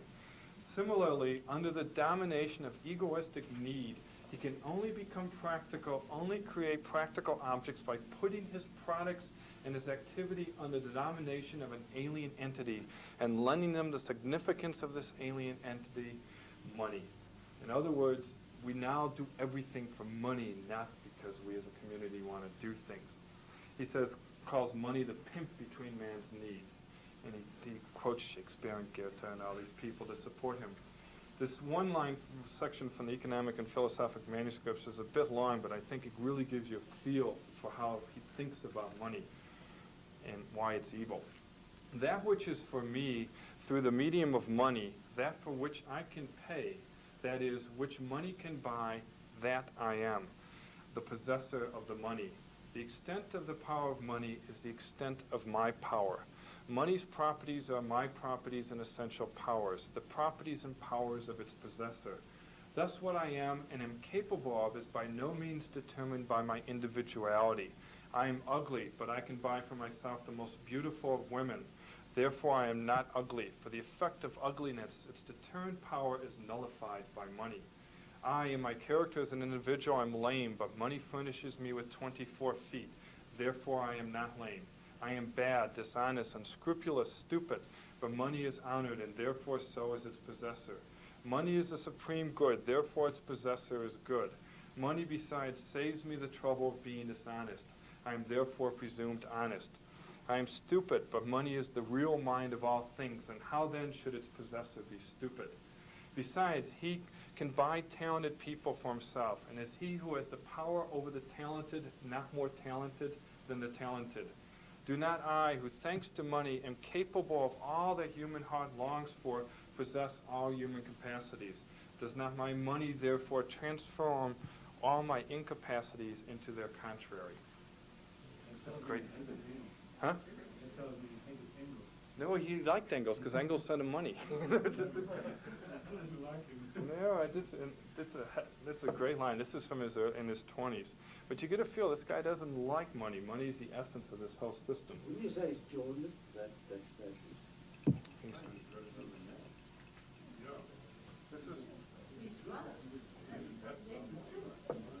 What? There's a question mark again here at the end, for which he hasn't got an answer. Pardon? There's a question mark at the end here. He hasn't got an answer here because he does not mention at all that money is also used as a vehicle for exchanging your efforts into the needs that you want. He doesn't like that. He doesn't. With money, But there must be something that you have to do that. That's not to be discussed. You abolish Oh, money. that's right. Yeah, well, Yeah. that's You why it's a abolish question it. mark. Yeah. You abolish Very it. interesting that he's saying that people are unequal and they can use money to make themselves Equal, but he's saying it very critically. He's saying that this is why money's bad. It's something that, it's not us. It's this thing that. realize that, but it's a real contradiction in terms of what he believes. These are. That being ugly and stupid. He should be some way of getting out of it. I know he's Ridiculing. He's ridiculing money, but think of when this came out was first published in 1932, after the Russian Revolution, after they tried to abolish money and they gave up and they went back to a money-based system. And then these type of writings come out much later. It's quite interesting, I think, the impact that this stuff had on Soviet thinking at that time, Marxist thinking, his interest in money. The Untouchables? Yeah, they came on money, huh? That's my neighbor. I'm from Chicago, so that movie makes me homesick. You know, like machine guns and things. What makes this critical? I mean, all of what he says is true. I mean, the point is that he just draws the wrong conclusions. The fact is that a stupid person does have money, and we would argue that they're not stupid, that they've satisfied the needs of the marketplace. I mean, it seems like implicit in all this is that he's not recognizing that to get that money you have to achieve. No, you don't have to achieve. Exploit labor. That's next week's talk. You don't achieve. You just exploit. The other people achieve, and they don't get the money. Those are the workers. It's carrying the imbalance forward without recognizing or doing anything about it. It's just a figurative. He hasn't, at the time he's written this, he hasn't fully developed his economics yet. He's just starting to, you know. Let's just push on with this, and you can read through some of this in more detail. In the middle of the next page, I say that money brings about the alienation of exchange.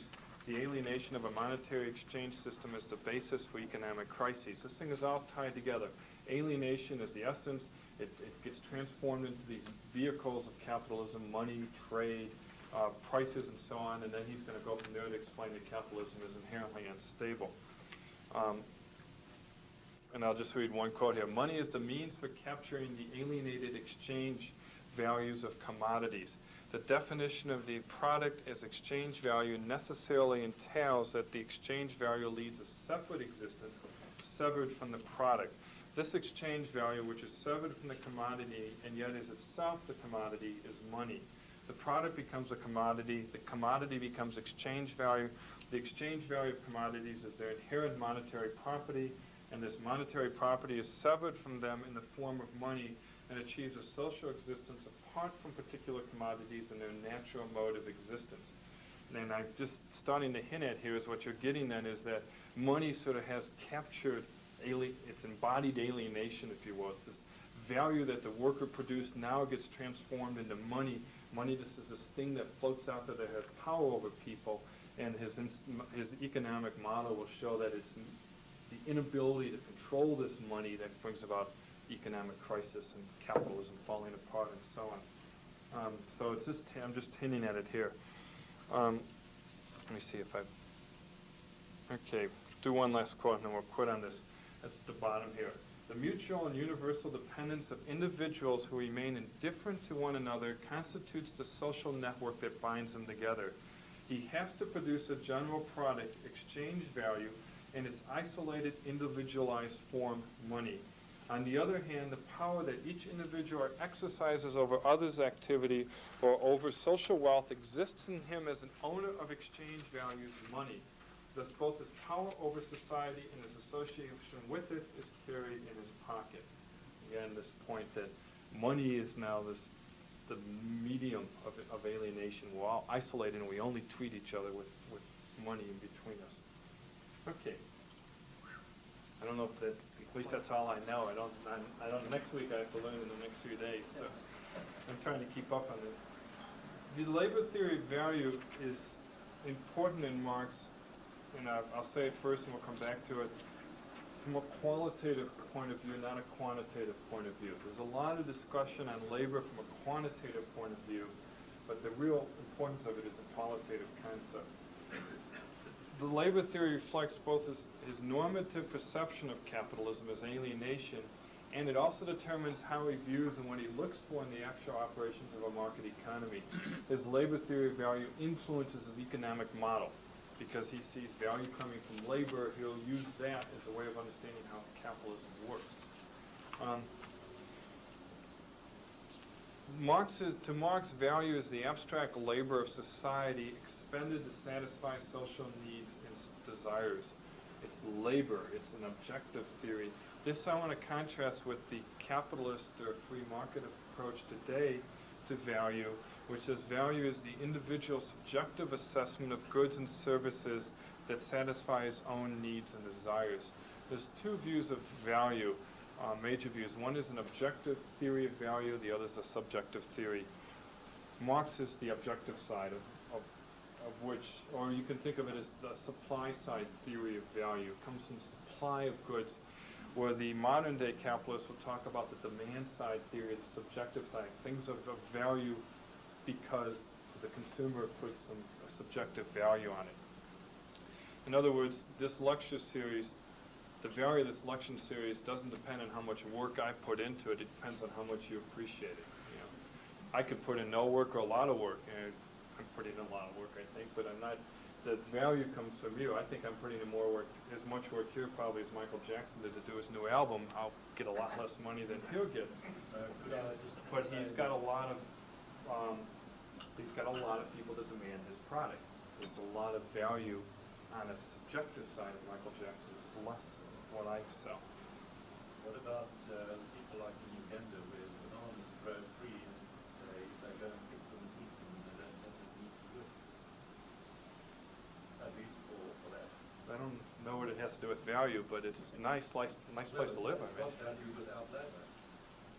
Well, it's a subjective theory of value. They value the banana, they like it, but it is true. It's that they're then varying things from a subjective side. Marx won't look at that. Marx looks at it from an objective side.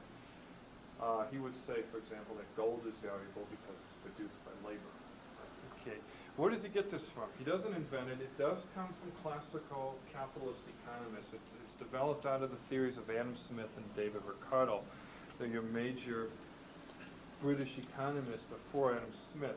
And I'll give you a couple of quotes here. Smith says, the value of any commodity to the person who possesses it and who means not to use or consume it himself, but to exchange it for other commodities is equal to the quantity of labor which it enables him to purchase or command.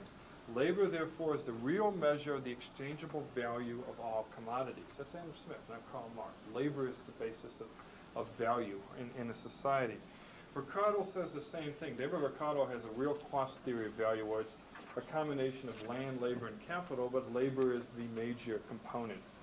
I'm not sure what the statistics are for here, but in the United States, about 80% of gross national product is paid out in wages in the United States. About 20% goes to rents, interest, and profits.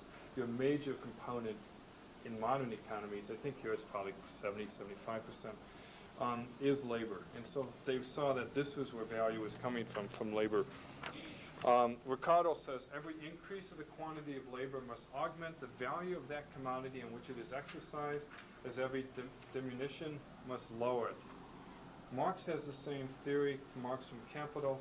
The value of one commodity is to the value of any other, as the labor time necessary for the production of the one is to that necessary for the production of the other. As values, all commodities are only definite masses of congealed labor time.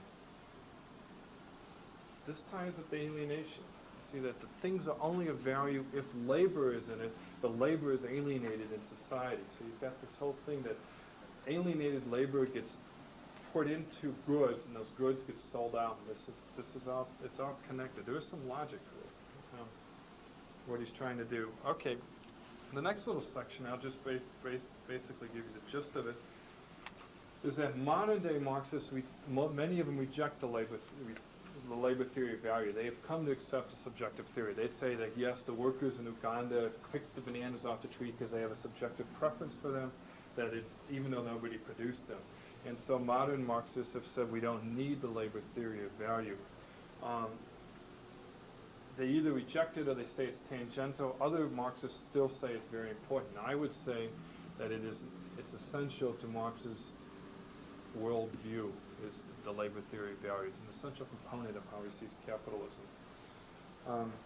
Marx himself says in the middle there, writing to Engels about his book Capital, the best points in my book are: 1, the twofold character of labor, according to whether it is expressed in use value or exchange value. All understanding of the facts depends upon this. It is emphasized immediately in the first chapter. And 2, the treatment of surplus value, independent of its particular forms as profit, interest, ground rent, etc. Surplus value, we'll explain in detail next week, is the value that laborers produce that they can't keep.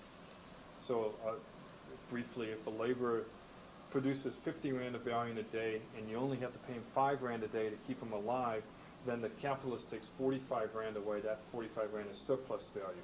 So the whole concept of labor and value is very crucial in Marx, I see. Other people have rejected it, and there's two groups in here, and this is to give you sort of some neo-Marxian views on this. One group rejects the labor theory of value because they want to make socialism work. In order to make socialism work, they've got to come up with a market theory of socialism, or what's called market socialism. And in order to do that, they have to introduce demand and prices and so on. The major person in this area is a economist named Oskar Lange, who was trained at the University of Chicago. He's a Polish Marxist economist who attempts to take modern-day capitalist theory, tie it together with Marxist theory, and make some workable socialism. And we'll talk about that in the last section when we talk about the theory of socialist planning and whether it's possible to produce without markets. I'll bring Lange in again. But to give you an idea of this, of sort of mixing the two together, you can see a quote there from Stalin, which I made reference to last week.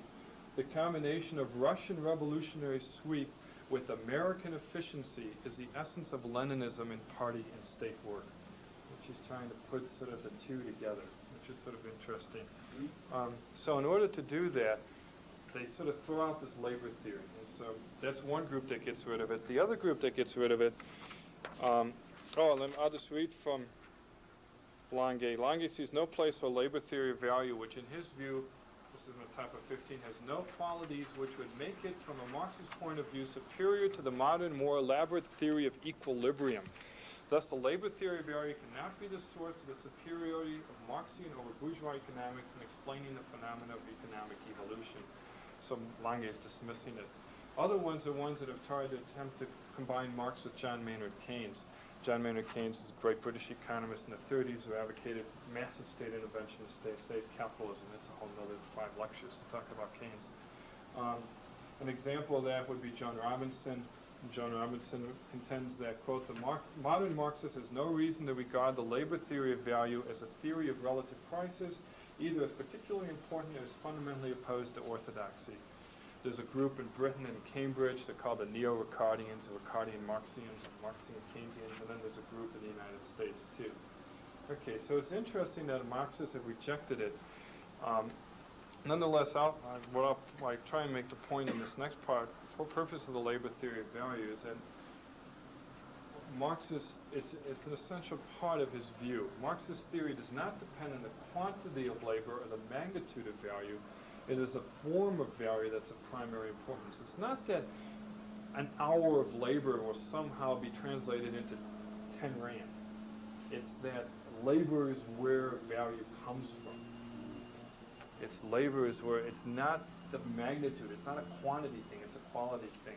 He has both of them. On the form of value, Marx writes, let us not consider the residue of each of these products. It consists of the same unsubstantial reality in each, a mere congelation of homogeneous human labor, of labor power expended without regard to the mode of its expenditure. When looked at as crystals of this social substance common to them all, they are values. Labor is what gives things value. That this desk is of value is not what I think it's worth, but because somebody worked on it. That's why it's valuable. Not because somebody worked on it, it doesn't necessarily mean that we can say it's worth 50 rand or 42 rand, but we can't say it's of worth, it's of value. What about supply and demand? Maybe it's an antique business. He talks about supply and demand, but this is a thing that, well, I'll come into. There's something called the transformation problem. Actually, I come to it fairly soon, which is an attempt to go from labor to prices, labor, the value to prices. And it's a big debate, but it misses the point of the emotion of what he's saying is that this is a value because some man produced it. That's why it's a value, not because you like it, but because some human person produced it. So he's saying that that's the underlying basis. That's what. No, it has value. It has value because somebody worked on it. Don't they work on it because they are short of that? Well, it's socially necessary labor, not necessarily because they're short of it. He doesn't go into that. That's not his view. He doesn't like. He's very critical of supply. He doesn't like that. But considering he thought that money should be abolished, I should imagine he just thinks it's rather irrelevant to value. It is on one hand, but on the other hand, Marx has this problem that he's trying to explain how capitalism works. So he's got to explain how, in his system, and this is something he never fully does, how labor is exploited, the value of labor is taken from that person and put into other people's possession. Surplus value is taken, and it's all done through prices and money and wages and all that. So he's concerned with it in the context of explaining capitalism. We'll push on and we'll get to the transformation problem in that. Okay, the magnitude of value. He says, we see that which determines the magnitude of the value of any article is the amount of labor socially necessary or the labor time socially necessary for its production. In the first volume of Capital, he starts off with, we're going to assume that prices in the reflect labor value. And then later on, he starts to back off from that, and he tries to deal with that issue. But this is right at the beginning of Capital. He says that as a first approximation, this is what we're going to say. But the point I'm trying to make is that it's that form of value which is more important than the magnitude of value. And the example I give is the difference between the magnitude and the form of value is evident in his analysis of money. Labor as a magnitude of value treats money as merely a unit of account. Then you would say that this desk is worth 10 hours of labor or 10 rand. It's just a unit of account. It's a standard designed to transform values into prices. Marx attempts to do that, but I would say, according to Marx, the role of money in capitalism is much more complex and more crucial to its operation. The crux of the importance of money lies in the principal meaning of labor as the form of value. The quantitative aspect of market exchange, the correlation between the quantity of embodied labor and prices is not central. What is central is the qualitative aspects of exchange that matters. Monetary exchange is essentially labor bought and sold. What's important is that somebody produced this, now they don't own it anymore, it's been sold. That's the essence, it's this form. Value has been taken from the producer, the worker, and moved to someplace else. Okay.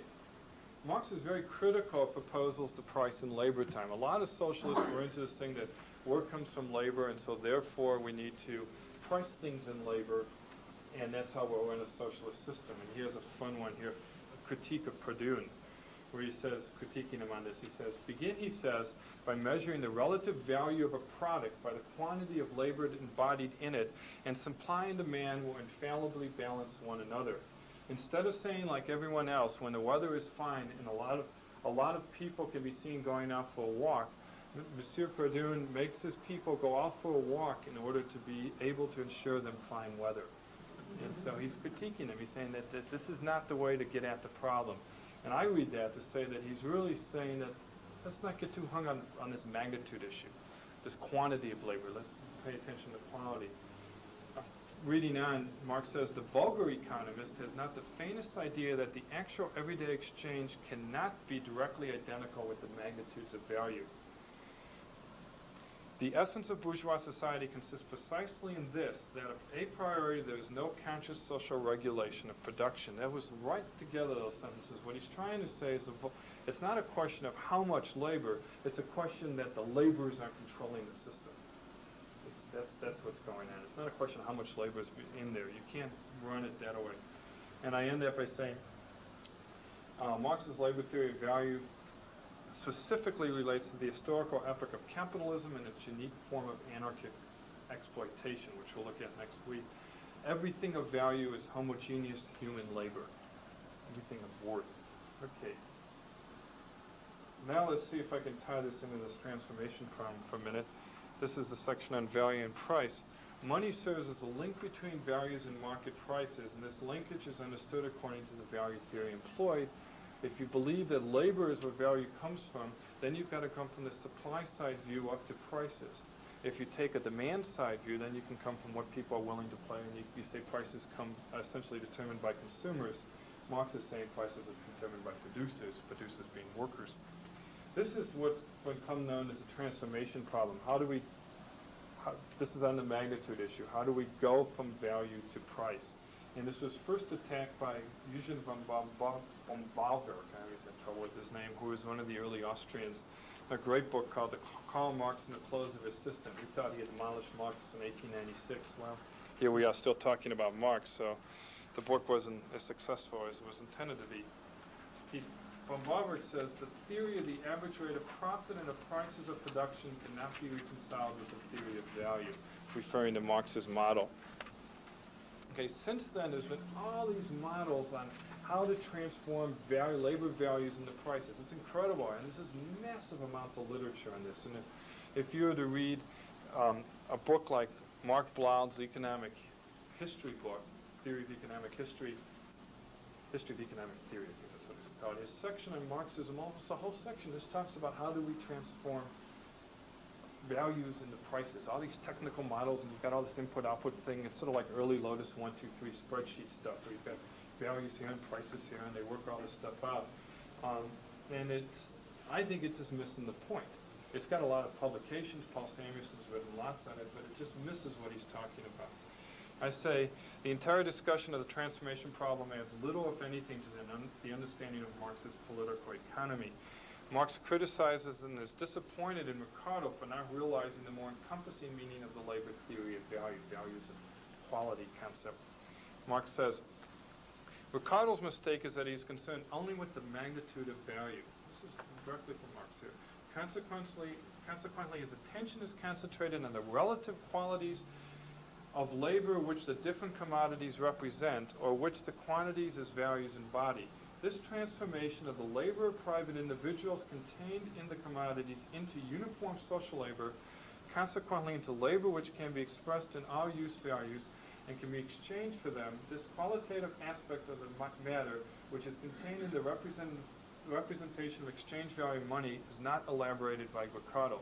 He misses the qualitative point, that it's the worker's value that has been transformed into commodities. Marx says that you're missing it when you're just talking about this price issue. An examination of money, of the absolute exchangeability which the commodity possesses as money, of its absolute effectiveness as exchange value, which has nothing to do with the magnitude of value, shows that it is not quantitatively but qualitatively determined. And I think that that's what Marx is getting after. Again, the transformation problem misses the fundamental qualitative relationship between money and value, prices, and so on. Going on to critique Ricardo again, he says, that is why he does not understand money. That is why in his work, the transformation of commodities into money appears to be something merely formal, which does not penetrate deeply into the very essence of capitalist production, alienation, and exploitation. Okay? The word that I came up with when I went through this stuff is transubstantiation. That's what he's really talking about. Not transformation, but transubstantiation.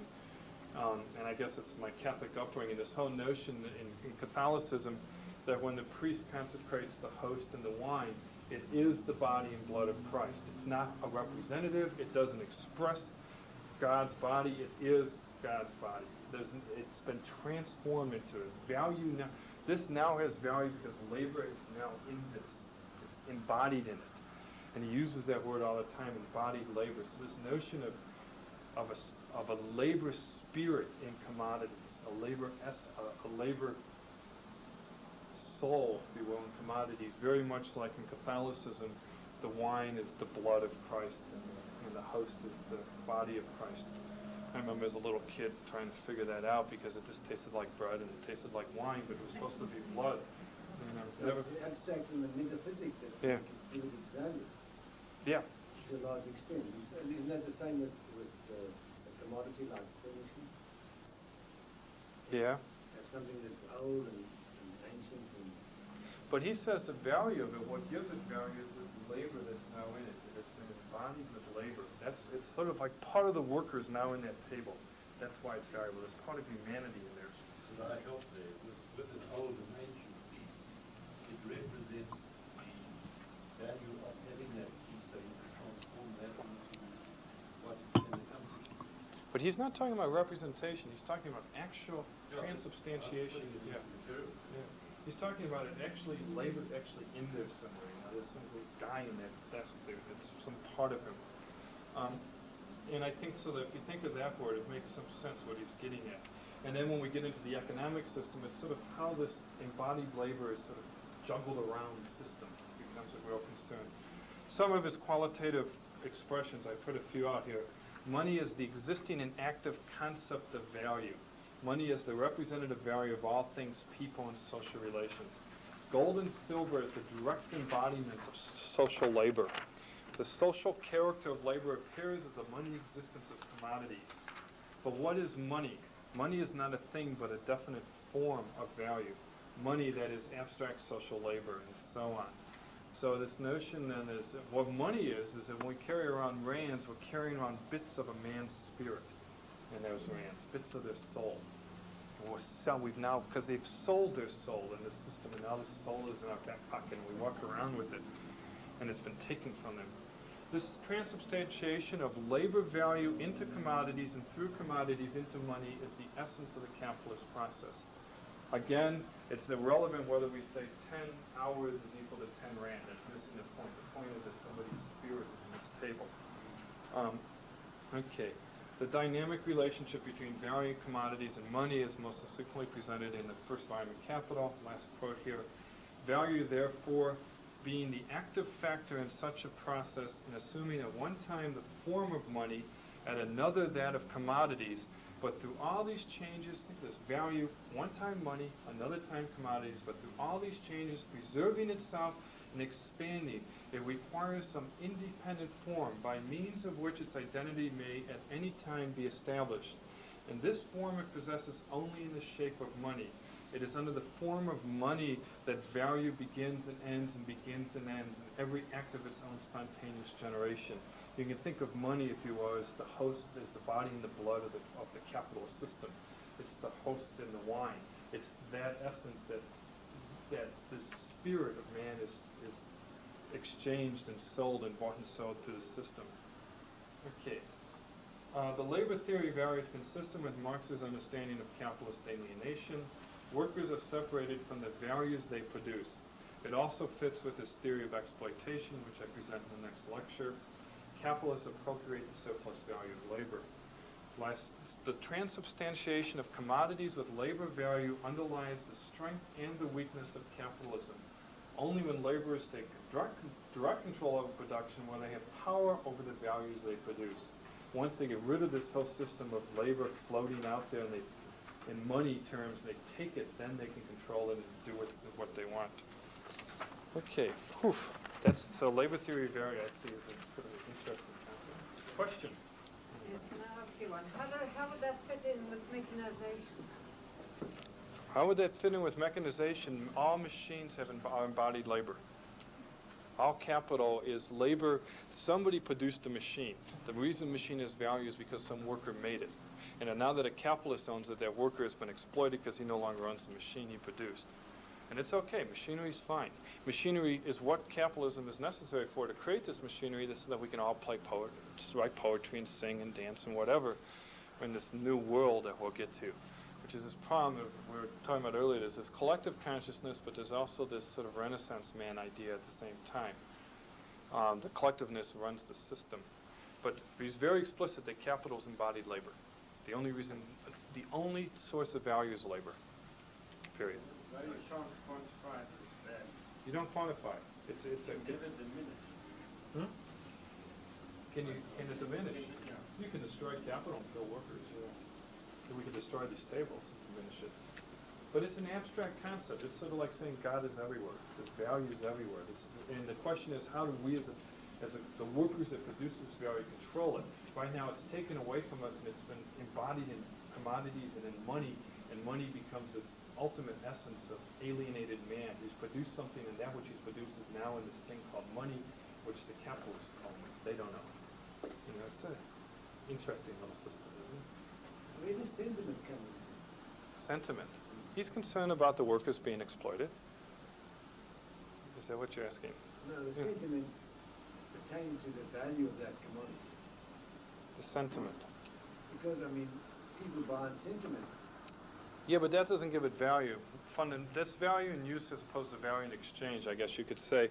He does accept that people are sentiment or there's some subjective, but that's not really the essence. The essence of things is production, that people produced it in the first place. It's not that you want it, it's that I produced it.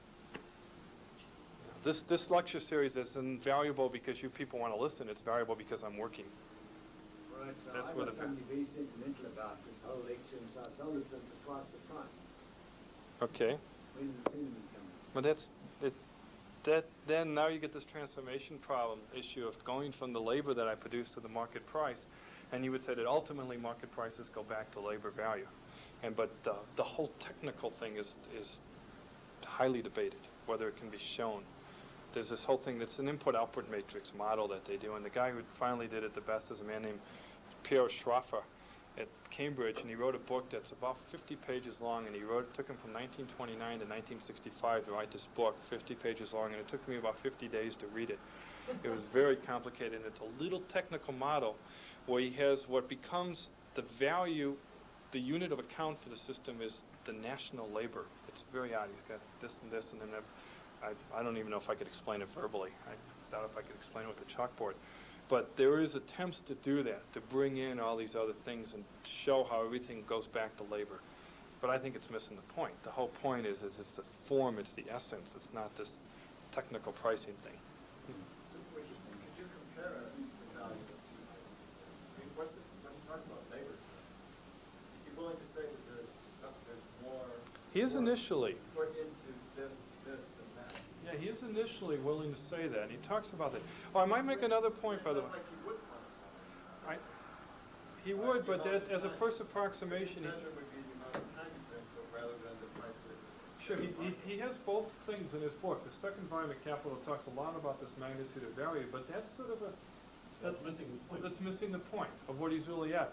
And a point I should make on this is that the subjective theory of value, the idea that something is valuable because that can of Coke is valuable because of your preference for it, does not come into economics until the early 1870s, after Marx writes his economics. From the whole time of Marx's writing, everybody accepted that value was based on labor. This was the common view. It was what was called the subjectivist revolution, and I mentioned the names Karl Menger in Austria, Leon Rorat in France, and Jevons, William Stanley Jevons in England, all in the early 1870s, came up with a new subjectivist approach to value. That was incredibly revolutionary, and it's what we now call neoclassical economics and Austrian economics and all this stuff. Marx never had that. That wasn't on the agenda. That was not the way even the capitalists viewed the capitalist system. They viewed everything as value coming from labor productivity. So in that way, this other stuff wasn't considered worth getting into. That's a key point, of course, is that this was the conventional wisdom. Yeah. And in the view of people like us, because it's wrong, there was this endless grappling with it, trying to make sense of it. Is the value, does it determine the price or doesn't it, and the whole transformation problem? Everyone accepted the labor theory of value. It's what today we would call the capitalists and socialists. That couldn't make it fit together. No. Didn't make sense. It didn't help them explain prices. It didn't help them explain why a can of Coke is worth less than a diamond, whereas the labor that goes into the Coke is a great deal more than the labor that goes into picking up a diamond. I mean, that was one thing they had a lot of, is someone who picks up a diamond as something that gets a higher price than somebody who bakes a loaf of bread. And so half of them started saying, well, the loaf of bread is actually more valuable than the diamond. And it's just a money illusion, or whatever. And this is why I was saying that a lot of modern Marxists have rejected the labor theory of value and accept the subjective theory. It makes sense to us today. But I think if you reject it, you're missing what Marx is trying to say about a capitalist system. And if you think about negotiating, say, with a labor union in a gold mine here, a Marxist labor union negotiator will say that all this work, all the value that comes on this mine is because of the workers. Those are the people that go down and crack the rock. You guys up there with your accounting and your books, yeah, you do a little bit, but the work comes from the people that do the work. It isn't from the capitalists. And if you come back and say, yeah, but how could we translate that labor into prices? That's not an issue. The issue is that value comes from the worker. That's what he's getting at. So that one can't just dismiss the labor theory of value. You have to see it's part of his view of capitalism. Yeah, there is. There's something wrong with prices, not with value. And in fact, when I do in my work that I've done on this theory of money and inflation and the quantity theory of money, I've got all this where he's forcing prices to come back to gold values. His values are all, he's a gold bug. Everything has to be based on gold because gold is labor embodied. He doesn't like paper currency at all because it distorts the whole economic system away from true values. But again, this whole technical thing of values to prices is sort of it's a nice thing to publish articles in the American Economic Review, but it doesn't tell you what Marx is trying to get at. What is gold value? Pardon me? Does he take into account the quality of labor? He talks about that. He talks about when he gets into this magnitude thing, they talk about different qualities of labor. But his big key, and I should maybe explain that a little bit more, is socially necessary labor. And then he talks about what is the cost of socially necessary labor, and that's what's necessary to keep that labor alive. And then you get into things, well, what's necessary to keep a labor alive? Is it just rice, or is it rice and mozza? In modern day bourgeois Marxists, fine arts people would say that the workers not only need rice, but they need literature, and that's necessary. So we have to produce literature for the workers to be able to produce products and all this. You get into all these things of what is the value of labor then? That's what I'm leading to, is that labor is the value of everything else. What's the value of labor? How do you price it? What do you mean by labor? But you'll see a lot of people. I thought even friends of mine who are free marketeers in business and economics do not think that Michael Jackson deserves the money he's made off of his product. And I think the guy's great. He sells a product, but they say it isn't worth it. He didn't put enough work into it to be deserving. What did he make? $70 million off of Thriller. He's going to probably make about $40 million off of this one. And I don't think they're distorted. I think people like the product. It's great, It doesn't bother me at all. But people still have this thing that doesn't fit. That it's somehow that music is not worth $150 million. I bought both albums. I liked it.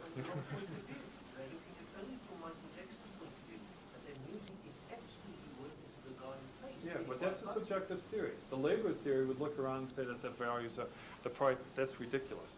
That's just totally out of proportion. And a Marxist would say, this is how the system's gone crazy. There's no reason in the world why somebody like him should be paid that. Think of the poor street musician in Soweto that doesn't make that money. You know? I think the Marxists defend Michael Jackson. You say that Michael Jackson's one of the more productive No. The system did it. They wouldn't put, no, they'd say that that's totally unjustified income. And they do say. They do say. And then they also oftentimes will justify and say, well, they don't really like the music either. You know, that kind of thing. So I guess if you like the music, it would be justified. So supply and demand doesn't connect to the two. It comes, he talks about it all the time. Supply and demand, by the way, isn't invented until the 1880s, to after Marx. The whole idea of a supply and demand curve is called a Marshallian cross, doesn't come into writing until the 1880s, after Marx dies. So supply and demand, the idea of as price goes up, quantity goes down, is a graph, like we might, you don't see that at all. So he's there, but he's still saying it's a supply-based economy, not a demand-based economy. Everything's based on supply. We need to quit. You guys had enough for tonight. See you on economics next week. Thank you. Well done. Thank you. How was that? Very good. So continue on. Think it was worth it? Yeah, I think so. You know a lot of this stuff, though. So. Yeah, well, nothing Frank. When it comes to when they talk about Michael Jackson, he can only have 3 meals a day. He can only drive on motor. Listen, all that money that he generates, it's in a way he's got power over it. But what can he do? Is that he built a little Disneyland in his house. And then what? I don't know. He keeps the laborers there busy.